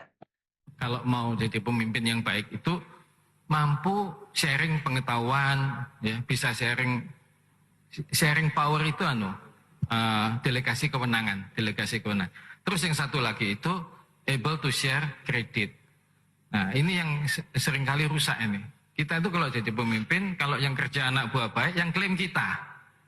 Ya, kalau jelek dia nyalakan, oh itu anak buah saya nggak bisa Pak, gini-gini. Tapi kalau anak buahnya kerja bagus, nah dia lapor ke atasannya, itu saya Pak. Gitu. Nah, kalau ini sampai terjadi, saya pikir Anda nggak bisa bikin transformasi yang hebat. Yakin saya nggak bisa. Ya. Kalau memang anak buahnya kerjanya yang bagus, ya anak buahnya yang dipromosi, ya jangan diklaim sendiri. Nah ini bisa nggak?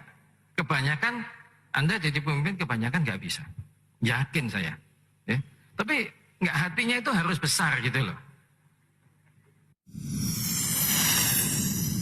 Nah, cek yang kedua ya. Banyak tantangan, banyak yang mungkin menyerah jadi pemimpin. Kita dengerin Pak Yonan ngomong apa yang kedua. Oke. Mengeluh itu menurut saya menjadi awal yang kita itu nggak bisa memimpin dengan baik. Nah, kalau mengeluh itu akhirnya menyalahkan siapa? Menyalahkan orang lain. Ya. Kita sendiri nggak ada yang salah gitu. Loh, kalau ditugaskan sebagai pemimpin, ya diterima semua. Ini saya cerita. Waktu saya tugas di kereta api ya. Waktu saya masuk kereta api, kagetnya setengah mati. Dari 24.700 pegawai tetap kereta api waktu itu, ya kalau yang kontrak PKWT segala tergantung musim tambah 10-15 ribu, tapi saya nggak ngitung waktu itu, nggak saya bahas. Ya. Jadi pegawai tetap itu gini di kereta api waktu itu ya. Yang pendidikan formalnya itu hanya sekolah dasar, itu 9.600. Bener, 40% dari pegawai kereta api waktu saya masuk itu pendidikannya formal itu sudah hanya sekolah dasar. Nah kalau sekolah dasar umurnya masih 20-an, bisa disuruh ikut paket belajar. Tapi kalau lulusnya sekolah dasar, penampilannya sudah kayak beliau, lah terus sekolah apa lagi? Sekolah menjahit pasti. Udah nggak bisa apa-apa gitu. Ya udah gua geser sini deh. Ya, jadi ini jadi satu tantangan yang besar sekali. Terus yang pendidikannya hanya SMP atau setingkat. Zaman dulu kan ada sekolah ST itu ya. Betul? Bukan SMK, ST namanya ya. Bukan ST, sekolah teknik itu kayak SMP, ya. Ada kan? Nah, itu nggak banyak, 6.700. Jadi kalau dijumlah, itu 16.000 lebih dari 24.000 itu hanya sekolahnya SD sama SMP. Waktu itu, direktur SDM saya, briefing saya gitu, terus saya ngajak ngobrol. Keliling itu berapa orang gitu yang ngajak ngobrol. Saya tanya sekolahnya apa dulu? Formal, SD. Terus saya tuh sampai menghadap Menteri BUMN, saya bilang, kali ini saya nyerah deh. Setelah 6 bulan gitu, saya mengajukan pengunduran diri. Beliau tanya, kenapa? Loh, ini Bapak nugasin saya mau mentransformasi kereta api, 70% anak buah saya hanya sekolahnya SD sama SMP. Nah Pak Sofyan baik sih, beliau bilang gini deh, Anda coba deh, kalau misalnya setahun nggak bisa, saya yang tanggung jawab. Oke Pak, saya jalanin Pak. Ya, jadi ya untung akhirnya saya punya semangat sih. Karena kalau itu saya mengeluh terus, anak buah saya lulusan SD, SMP dan sebagainya, berantakan. Pasti nggak bisa. Memimpin yang baik itu menerima apa adanya dulu, terus kita coba rubah sama-sama. Ya nggak ada yang sempurna kan? Nggak ada yang sempurna lah. Gitu. Nah kalau kita sendiri nggak sempurna ya pasti barang yang dikasih kita pasti nggak sempurna menurut saya. Ya itu tantangan kalau kita punya tim member yang rata-rata pendidikan rendah, pengalamannya sedikit, ya tantangannya kita harus kembangin mereka. Kembangin mereka, kita sekolahin, kita kasih pengalaman, kita kasih kompetensi. Nah itu mau nggak mau ya, jadi kita bersyukur kalau banyak sekarang ini eranya pendidikan udah makin banyak, makin tinggi dan sebagainya, bersyukur. Tapi masih butuh yang kedua tadi, bukan pendidikan aja, tapi juga pengalaman. Nah ini kita lihat nih, apa kata Pak Yonan yang ketiga nih.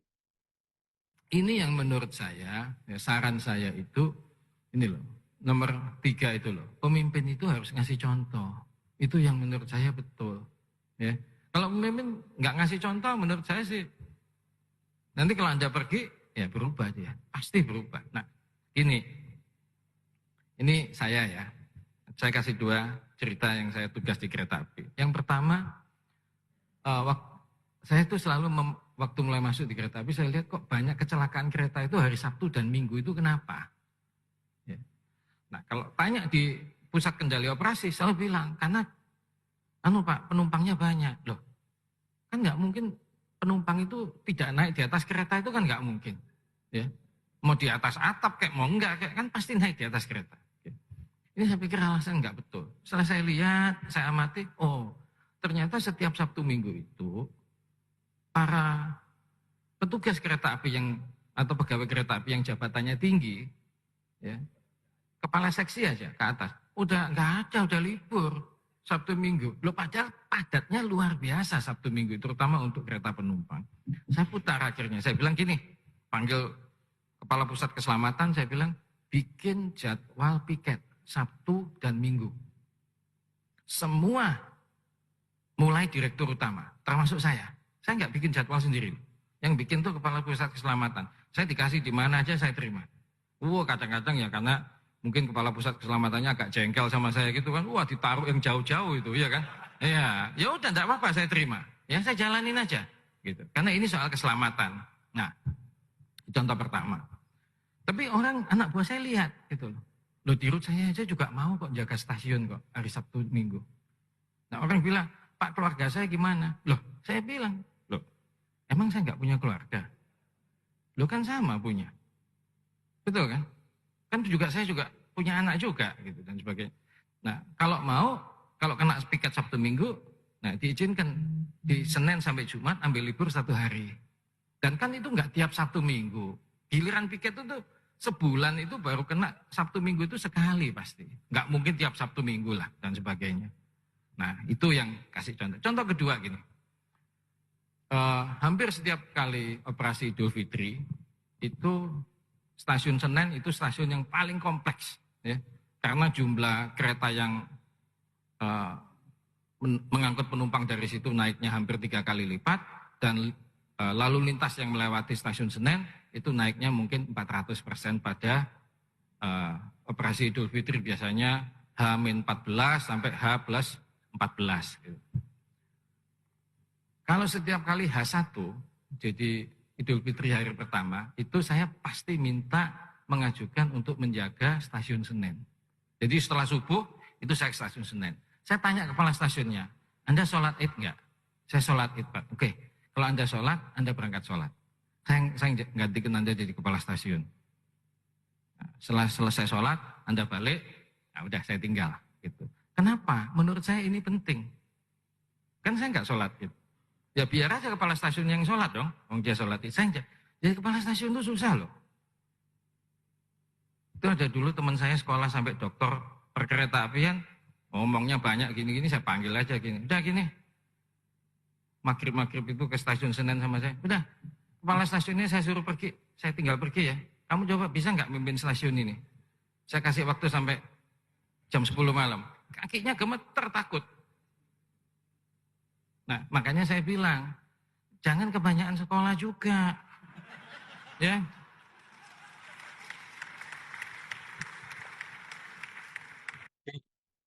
Nah, jadi kesimpulannya sebenarnya sederhana bahwa yang namanya leader itu harus bisa kasih contoh yang baik gitu ya, selain mengembangkan daripada setiap tim membernya. Oke, mungkin materinya sampai di sini. Teman-teman, Bapak Ibu sekalian, saya mungkin kasih kesempatan ke Pak Yandi ini kalau nanti ada yang mau bertanya, kita mungkin bisa buka sesi tanya jawab. Silakan Pak Yandi. Baik, menarik sekali ya paparannya dari Pak Pungki. Jadi kalau mau jadi leader itu harus punya 4P. Perusahaan yang bagus, pemimpin yang bagus, pengalaman yang bagus, sama perjalanan yang bagus. Terusnya juga tadi ada 15 profil ya yang harus dikuasai oleh leader. Seperti itu kurang lebih yang saya tangkap. Yang semua quote-quote tadi dari pemimpin BCA, dari Pak Jonan, yang kan juga menarik ya. Begitu. Kemudian saya buka sesi pertanyaan. Kita masih ada waktu kurang lebih 10 menit sampai 20 menit. Silahkan ada yang ingin bertanya bisa langsung lewat chat atau langsung mengacungkan tangan.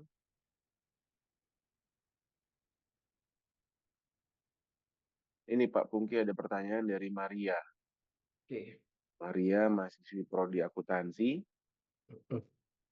Maria bilang katanya belajar tentang trait approach, sifat bawaan, dan skill approach. Nah, menurut Bapak pendekatan mana nih yang lebih relevan dengan kondisi saat ini? Kemudian lanjutannya, jika kepemimpinan memang sepenuhnya dibentuk, mengapa bisa beda pada tiap individu hasilnya? Padahal pelatihannya sama. Maka ini sifat bawaan atau tenaga kiprah. Begitu sih Pak kurang lebih. Oke, Silahkan baik. mungkin bisa Ya, lihat baik. dulu sambil menunggu pertanyaan yang lain. Ya, ini pertanyaan yang bagus banget ya, Stefani. Karena kita memang ada yang namanya trade approach dan ada yang namanya skill approach ya. Tapi sebenarnya trade approach itu modalnya cuma 30%. Ya, jadi kalau kita bilang kenapa leader itu crafted gitu ya, itu skill approach. Lebih kepada bagaimana kita kembangin dia. 70% ada di situ sebenarnya. Jadi tadi 70% itu sangat tergantung kepada tadi ya 3P, 3P yang pertama. Perusahaannya bagus apa enggak? Pemimpinnya bagus apa enggak? Pengalaman yang diberikan bagus-bagus apa enggak? Itu yang menjadikan kenapa 70% daripada kita punya kalau kita bilang leadership itu dibentuk dari skill approach. Tapi baik lagi, begitu kita punya sifat bawaan yang kita sebut trait approach, ini yang harusnya di-assess di awal. Jadi biasanya kita punya hasil assessment yang kita sebut sebagai trait approach tadi.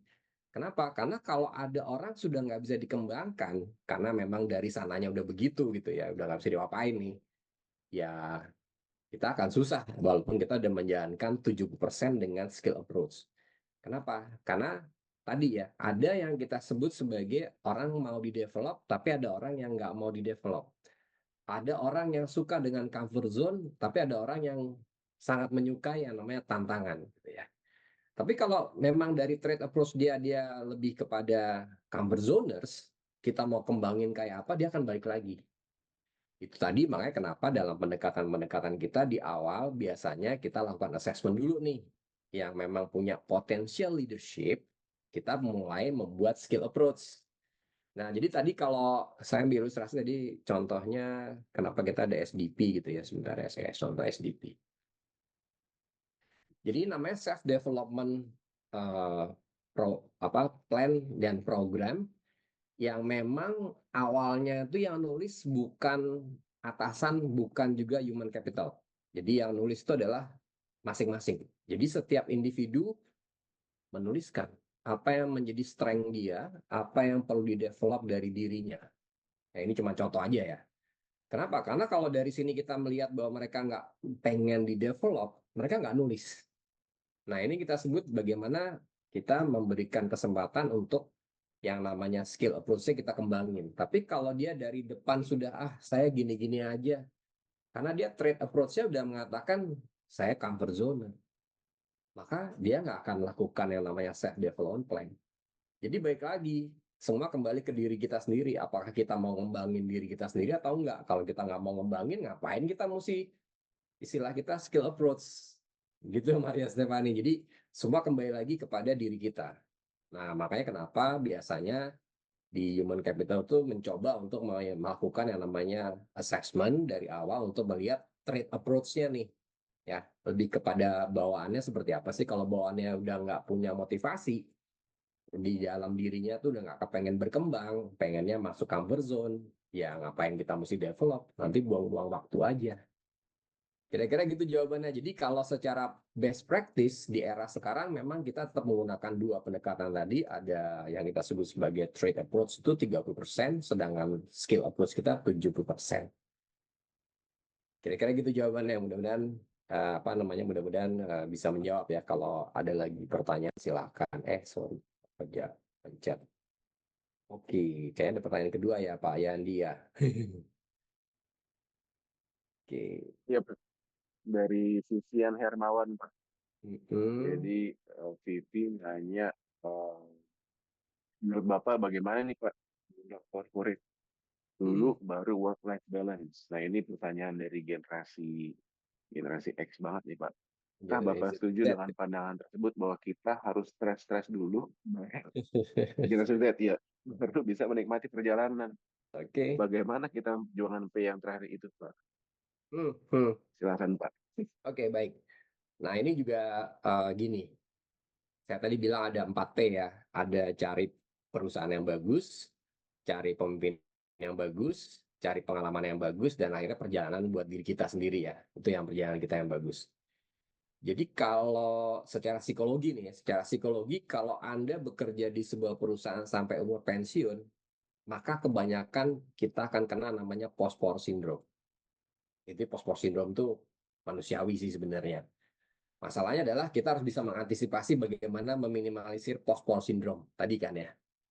Nah, makanya kenapa ada beberapa teori nih. Kalau kita bilang ada teori Dalton Thompson Price, ada teori Levinson, gitu macam-macam di psikologi itu kita punya beberapa teori-teori, ada Andrew Mayo dan sebagainya. Itu sangat menyarankan untuk Anda tuh punya yang namanya self actualization seperti kita punya Maslow ya.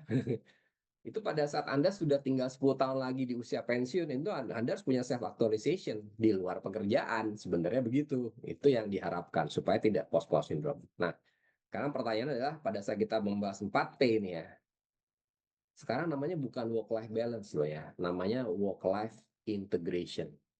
Karena balance itu akan susah. Ya, bagi Anda yang pekerja, balance itu akan susah. Kenapa? Anda bekerja dari pagi sampai sore, ya. Terus udah gitu ada perjalanan pula. Jadi otomatis waktu Anda tuh akan lebih banyak di pekerjaan dibanding di istilah kita life gitu ya. Maka kita menyebutkan namanya work-life integration. Jadi istilah work-life balance itu sekarang sudah shifting menjadi namanya WLI bukan WLB. Namanya work-life integration. Jadi kenapa kita sebut integration? Pada saat Anda mencari perusahaan yang bagus, P yang pertama, itu Anda harus sudah mencari perusahaan yang memang work-life integration. Ya, jadi saya punya beberapa klien gitu menerapkan work-life integration untuk semua level, mulai dari fresh graduate. Jadi misalnya fresh graduate dikirim penugasan, kena hari Sabtu sama hari Minggu, ya. Maka hari Seninnya dia bisa dikasih kelonggaran, masuknya setengah hari. Seperti tadi Pak Yonan bilang tuh, Pak Yonan udah nerapin dari zaman KAI udah begitu. Nah, jadi itu namanya perusahaan yang bagus gitu ya. Artinya di P yang pertama kita udah WLI, sudah work-life integration. Jadi perusahaannya nggak toksik, perusahaannya benar-benar tidak mengeksploitasi, malah kita dikasih yang namanya work-life integration. Nah, kemudian P yang kedua, pada saat kita punya pemimpin yang bagus, sebenarnya pemimpin yang bagus itu punya empathy. Punya empathy untuk bisa melihat bahwa kalau anak buahnya bagus, contoh sederhananya, kita punya praktek, kita menerapkan namanya sabbatical. Sabbatical itu kalau kita di Kristiani kan biasa hari Sabat gitu ya. Itu dia menerapkan bahwa kalau memang istilahnya nih hari cuti kita cuma 12 hari setahun, itu dikasih sabbatical sebulan satu. Namanya sabbatical day. Jadi kita boleh milih, mau milih hari Jumat atau milih hari Senin di luar jatah cuti 12 hari. Itu yang kita sebut pemimpin yang bagus. Artinya itu jujur aja, nggak tertulis.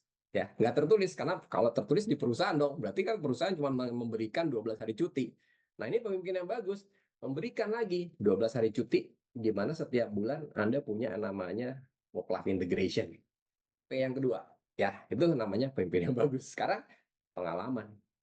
Jadi kalau kita ambil P yang ketiga, di mana kita bekerja di perusahaan yang memberikan pengalaman-pengalaman, bukan memberikan pengalaman-pengalaman. Beda tipis loh ya, pengalaman sama pengalaman. Jadi kalau Anda punya pandangan, bagaimana dengan pandangan jadi budak corporate dulu baru work-life balance? Enggak sih. Kalau kita malah dari awal kita udah melakukan WLI, namanya work-life integration.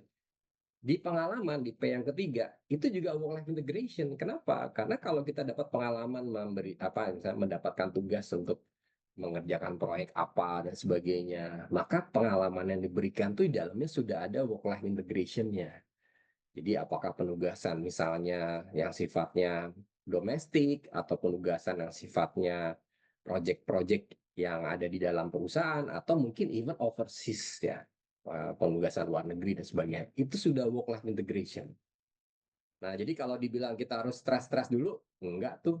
Kalau Anda bisa cek sama tim member saya punya beberapa tim member yang sukanya diving. Saya udah lihat kalau kerjaan udah over, sana pergi diving. Ada tim member saya yang sukanya naik gunung. Kadang-kadang kalau dia udah mulai jenuh, saya cuma tanya, gunung mana lagi yang mau kamu targetin? Yang mesti kamu naikin gitu kan.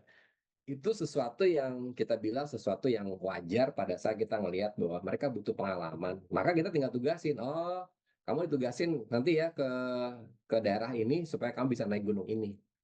Atau kita tugasin ke daerah ini karena nanti kamu bisa diving di situ. Nah itu yang kita sebut sebagai pengalaman.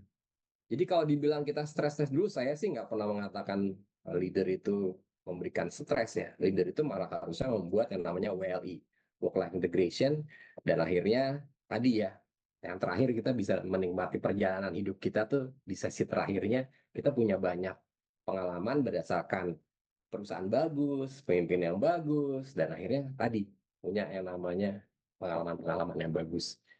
Jadi kalau dibilang apakah Bapak setuju dengan pandangan tersebut, saya mengatakan tidak setuju karena sebenarnya dari P yang pertama sudah WLI, sudah work life integration. Gitu Vivian. Mudah-mudahan menjawab. Ada lagi mungkin teman-teman? Iya Pak, terima kasih Pak. Sama-sama. Work life integration menarik Pak ya, saya juga baru dengar tuh. Ya, kemarin kita sebenarnya saya kenal work life Oke Pak, ini integration. ada pertanyaan lagi. Oke, silakan. Saya cerita aja tuh Pak Yandi. Oh, gimana Pak? Boleh lanjut dulu Pak Saya tadi baru kenal WLI mengenai itu work life. 2 tahun yang lalu. Jadi 2 tahun lalu tuh kita ada sharing di Asia Pasifik gitu ya, di Asia Pasifik bahwa kita tuh nggak pernah bisa menerapkan WLB, work life balance, karena pada kenyataannya kita kerja tuh 24/7. Kita kerja 24/7 loh Pak. Sabtu Minggu kita kerja walaupun di rumah. Kita malam hari di rumah kadang-kadang kita masih mikirin kerjaan. Kenapa? Manusia itu pasti mikirnya kerjaan. Jadi nggak ada tuh istilah WLB, work life balance, adanya WLI, work life integration. Nah itu 2 tahun yang lalu saya ketemu seorang praktisi ya, yang kebetulan dia juga PhD juga. Dia bilang, Pak Bungki, istilah kita jangan WLB, istilah kita harusnya WLI. Saya tanya why? Because basically we are working 24/7.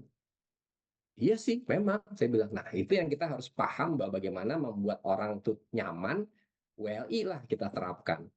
Perusahaan harus bisa menerapkan WLI, work life integration di perusahaan. Pemimpin harus bisa menerapkan WLI. Kenapa? Karena kalau pemimpin nggak bisa menerapkan WLI, work life integration, ya susah. Anak buahnya pada kabur nanti. Gitu. Oke, ada pertanyaan nih Mas Hendy nih. Saya rasa, ya. Sebelum masuk ke Mas Hendy, ada pertanyaan nih Pak. Dia private message ke saya Oke, dari Mas Fatur Rahman dari Prodika 3. oke. Pertanyaannya dia, mindset apa sih yang harus dimiliki pemimpin Pak agar tetap adaptif dalam menghadapi ketidakpastian dan disrupsi? Serta bagaimana dengan tentang human error? Human error itu maksudnya untuk dirinya kali ya Pak. Human error, tim individu mungkin. Jadi jawabannya sederhana sih. Kalau kita Silakan mindsetnya, Pak. ya makasih Pak Yandi. Jadi kalau kita mindsetnya selalu mengatakan bahwa yang namanya kehidupan itu harus dicari yang pasti, nggak bisa. Kenapa saya bilang nggak bisa? Karena hidup itu adalah ketidakpastian. Yang namanya tomorrow kita nggak tahu. Apa kita masih bisa bernafas? Kita nggak tahu kan ya. Jadi istilahnya hidup itu adalah uncertainty. Dan kita hidup di uncertainty world. Dunia ini nggak ada yang pasti. Nah, masalahnya adalah mindset kita kalau nyari yang pasti, ya agak susah dong ya. Jadi kalau leader itu harusnya selalu siap tadi, namanya drive change.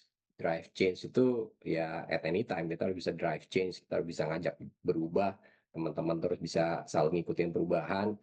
Contoh sederhana aja nih, kalau saya sih sekarang ini, dulu kita belajar problem solving itu ngelihatnya lebih kepada yang namanya identify problem and then cari yang namanya solution. Sekarang di era sekarang identify problem itu sudah menggunakan data. Problemnya apa aja? Datanya seperti apa itu yang kita omong itu di data. Jadi data itu kita analisa dulu. Oh, ternyata problemnya yang ini. Yang sering terjadi adalah kita ngelihatnya simptom. Simptom itu maksudnya kayak dokter gitu ya, ngelihat simptom gitu. Oh, ini problemnya ini gitu. Ternyata kalau dari pengalaman kita sebagai konsultan, jujur aja nih, ada klien bilang, saya problem di kinerja. Ternyata begitu kita analisa datanya, bukan kinerja yang jadi problem. Yang jadi problem itu malah sebenarnya organisasinya. Dan itu kadang-kadang klien agak kaget. Hah? Jadi sebenarnya yang salah organisasinya, Pak, bukan kinerjanya. Bukan. Kenapa? Karena itu tadi. Jadi kalau ibaratnya gini, ibaratnya contohnya sederhananya, Anda datang ke dokter mengeluh sakit perut. Sakit perut, terus akhirnya istilahnya dikasih tahu, wah Anda kena asam lambung. Saya tanya, sebenarnya simptom asam lambung itu apakah karena Anda, baik lagi ya, di pikiran atau di pekerjaan, gitu kan? Karena kalau dibilang banyak pekerjaan tapi terus dipikirin, ya sebenarnya yang jadi root cause-nya adalah datanya mengatakan pikirannya, bukan pekerjaannya. Nah ini yang menjadikan kenapa kita selalu baca simptom. Ada pegawai masuk rumah sakit asam lambung setahun 4 kali. Saya cuma bilang, kamu resign aja dari perusahaan itu. Kenapa? Karena perusahaannya nggak bagus membuat Anda kena asam lambung terus. Jadi bukan karena istilahnya pekerjaannya, tapi mungkin karena nature pekerjaannya, nature perusahaannya seperti itu. Tapi kalau dia nggak bisa manage pikirannya, ya better meninggalkan. Nah, jadi baik lagi bahwa kita itu hidup di uncertainty world. Jadi kalau ditanya kita harus gimana, ya kita harus selalu agile. Jawabannya itu, karena kalau kita nggak punya agility, pemimpin itu nggak punya agility, gimana mau drive change? Kan sangat susah. Gitu kira-kira jawabannya Pak Yandi. Terima kasih Pak Pungki, semoga menjawab ya, Fatur. Kemudian ada pertanyaan lagi nih Pak, dari Pak Hendy.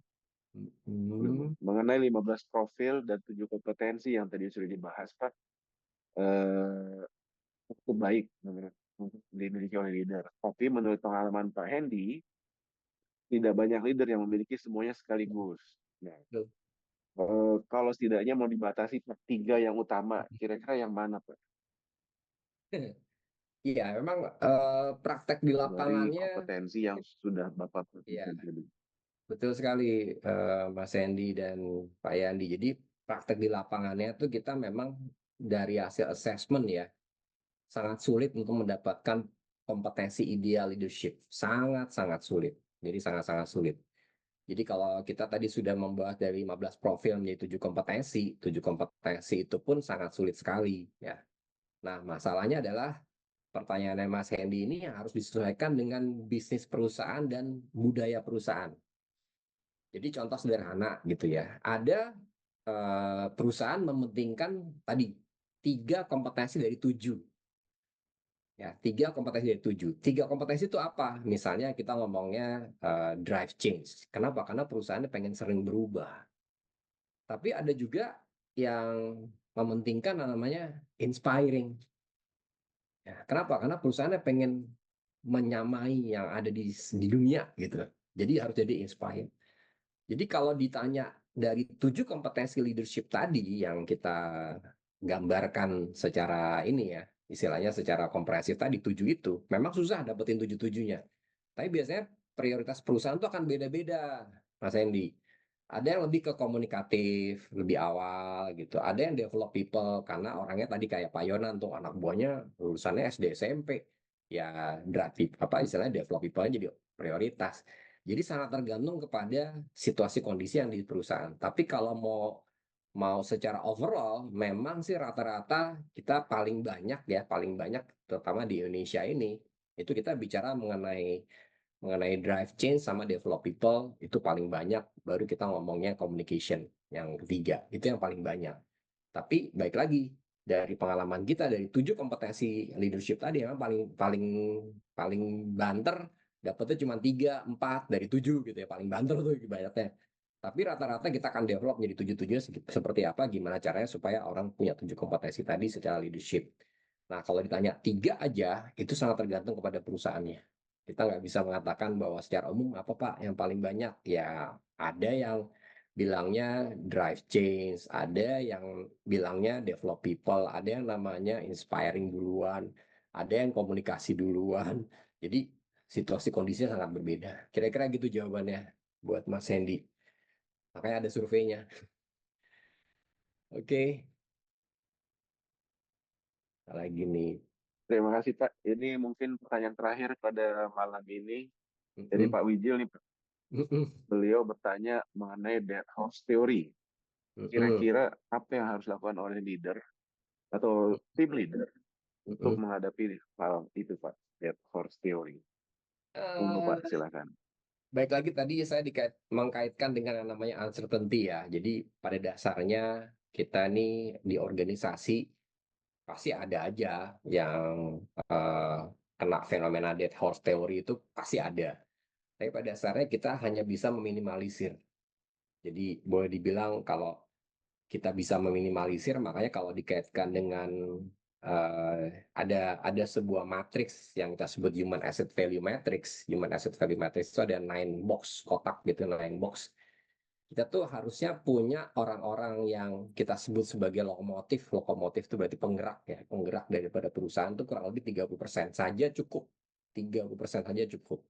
Kemudian kita punya orang-orang yang average, kita sebut sebagai orang-orang average itu sebenarnya kalau di istilah kita di Pak Yonan tuh kita bilang, saya butuh lokomotif 30%, saya butuh gerbong penumpang dia bilang 50%. Tapi saya juga butuh gerbong barang yang berat katanya. Gerbong barang tuh berat tuh maksudnya tuh istilahnya tidak berkontribusi gitu ya. Istilahnya kalau kita bilang kayak free rider gitu ya, orang-orang yang deadwood dan sebagainya itu tetap dibutuhkan. Kenapa?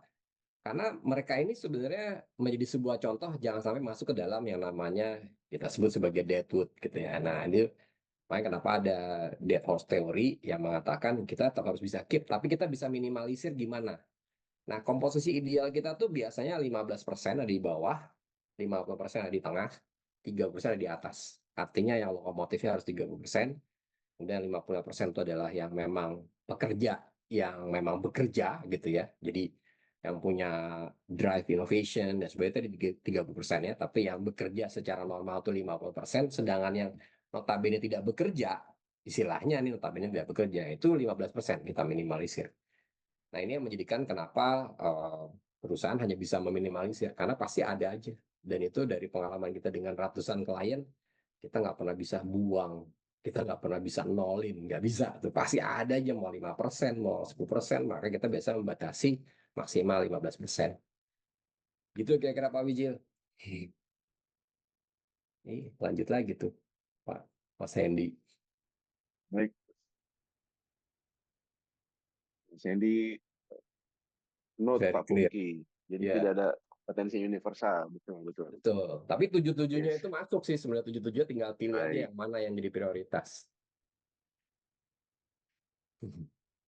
Oke. Betul. Baik, terima kasih banyak Pak Pungki paparannya. Paparannya menarik sekali, banyak pengetahuan-pengetahuan baru yang saya dapat juga di sini dari ilmu kepemimpinan. Dan saya juga baru tahu mikro manajemen. Tadi itu apa sih, manajer yang turun ke bawah itu juga kurang baik. Mikro manajemen. Yes, betul, manajemen on paper. Mikro manajemen kurang baik. Oke, terima kasih. Saya kembalikan acara kepada MC. Pak Elsa, silahkan. Terima kasih Pak Pungki. Sama-sama. Terima kasih kepada Pak Pungki Purnadi, Pak Rahmat Mulyandi, dan para peserta atas sesi tanya jawabnya yang sangat interaktif. Ya, jadi sebelum kita melanjutkan lagi, mari kita abadikan momen kebersamaan kita ini melalui foto bersama Bapak Ibu dengan konsep nanti akan di screen capture. Kami mohon kesediaannya untuk seluruh peserta bisa membuka atau mengaktifkan kamera, karena nanti dari tim akan melakukan screen capture. Oke, mohon Bapak Ibu untuk tetap pada posisi, karena kita akan melakukan screen capture 8 slide, jadi nanti satu-satu akan di screen capture oleh tim kita. Mohon pada posisinya masing-masing ya Bapak Ibu. Untuk slide 1.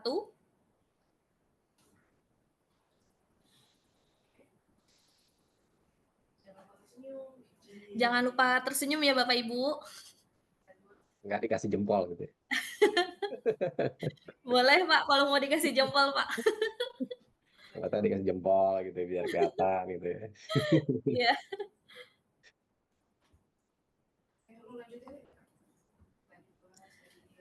Oke, slide berikutnya. Ya. Slide ke-5.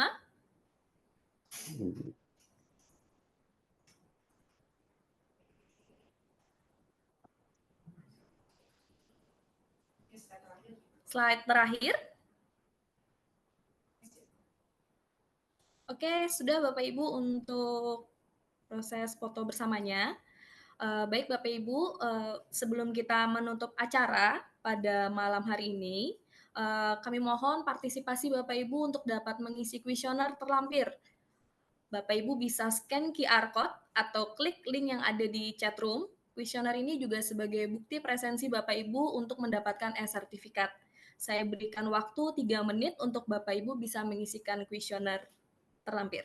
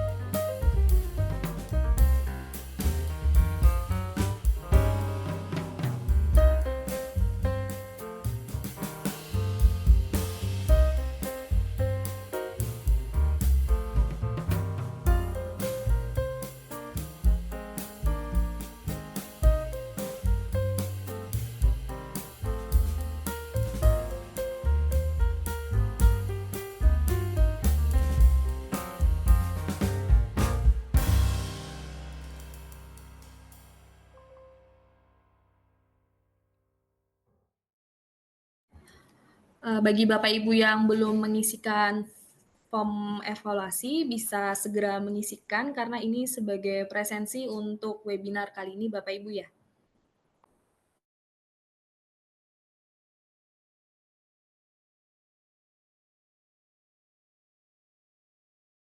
Buktinya di mana Bu? Nggak ada, linknya nggak bisa diklik. Mungkin bisa di copy dulu Pak untuk linknya. Udah dilakukan tapi nggak bisa Bu. Untuk scan QR kalau nggak Pak? Bisa? Oke, saya coba. Oke Bapak.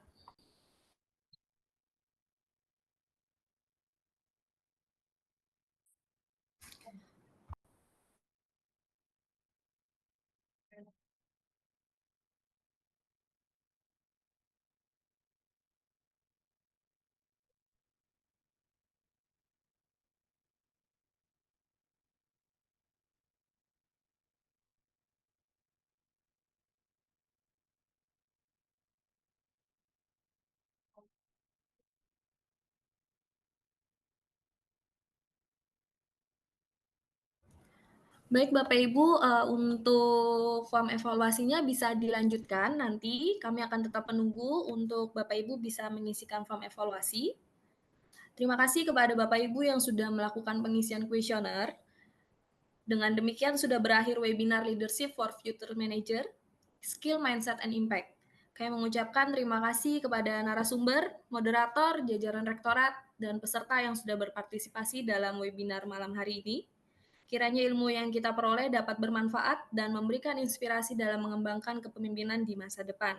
Saya Elsa Andrea Paulin, mohon undur diri. Sampai jumpa di acara berikutnya. Selamat malam dan salam sehat untuk kita semua. Terima kasih Ibu. Sama-sama. Terima kasih Pak Pungki.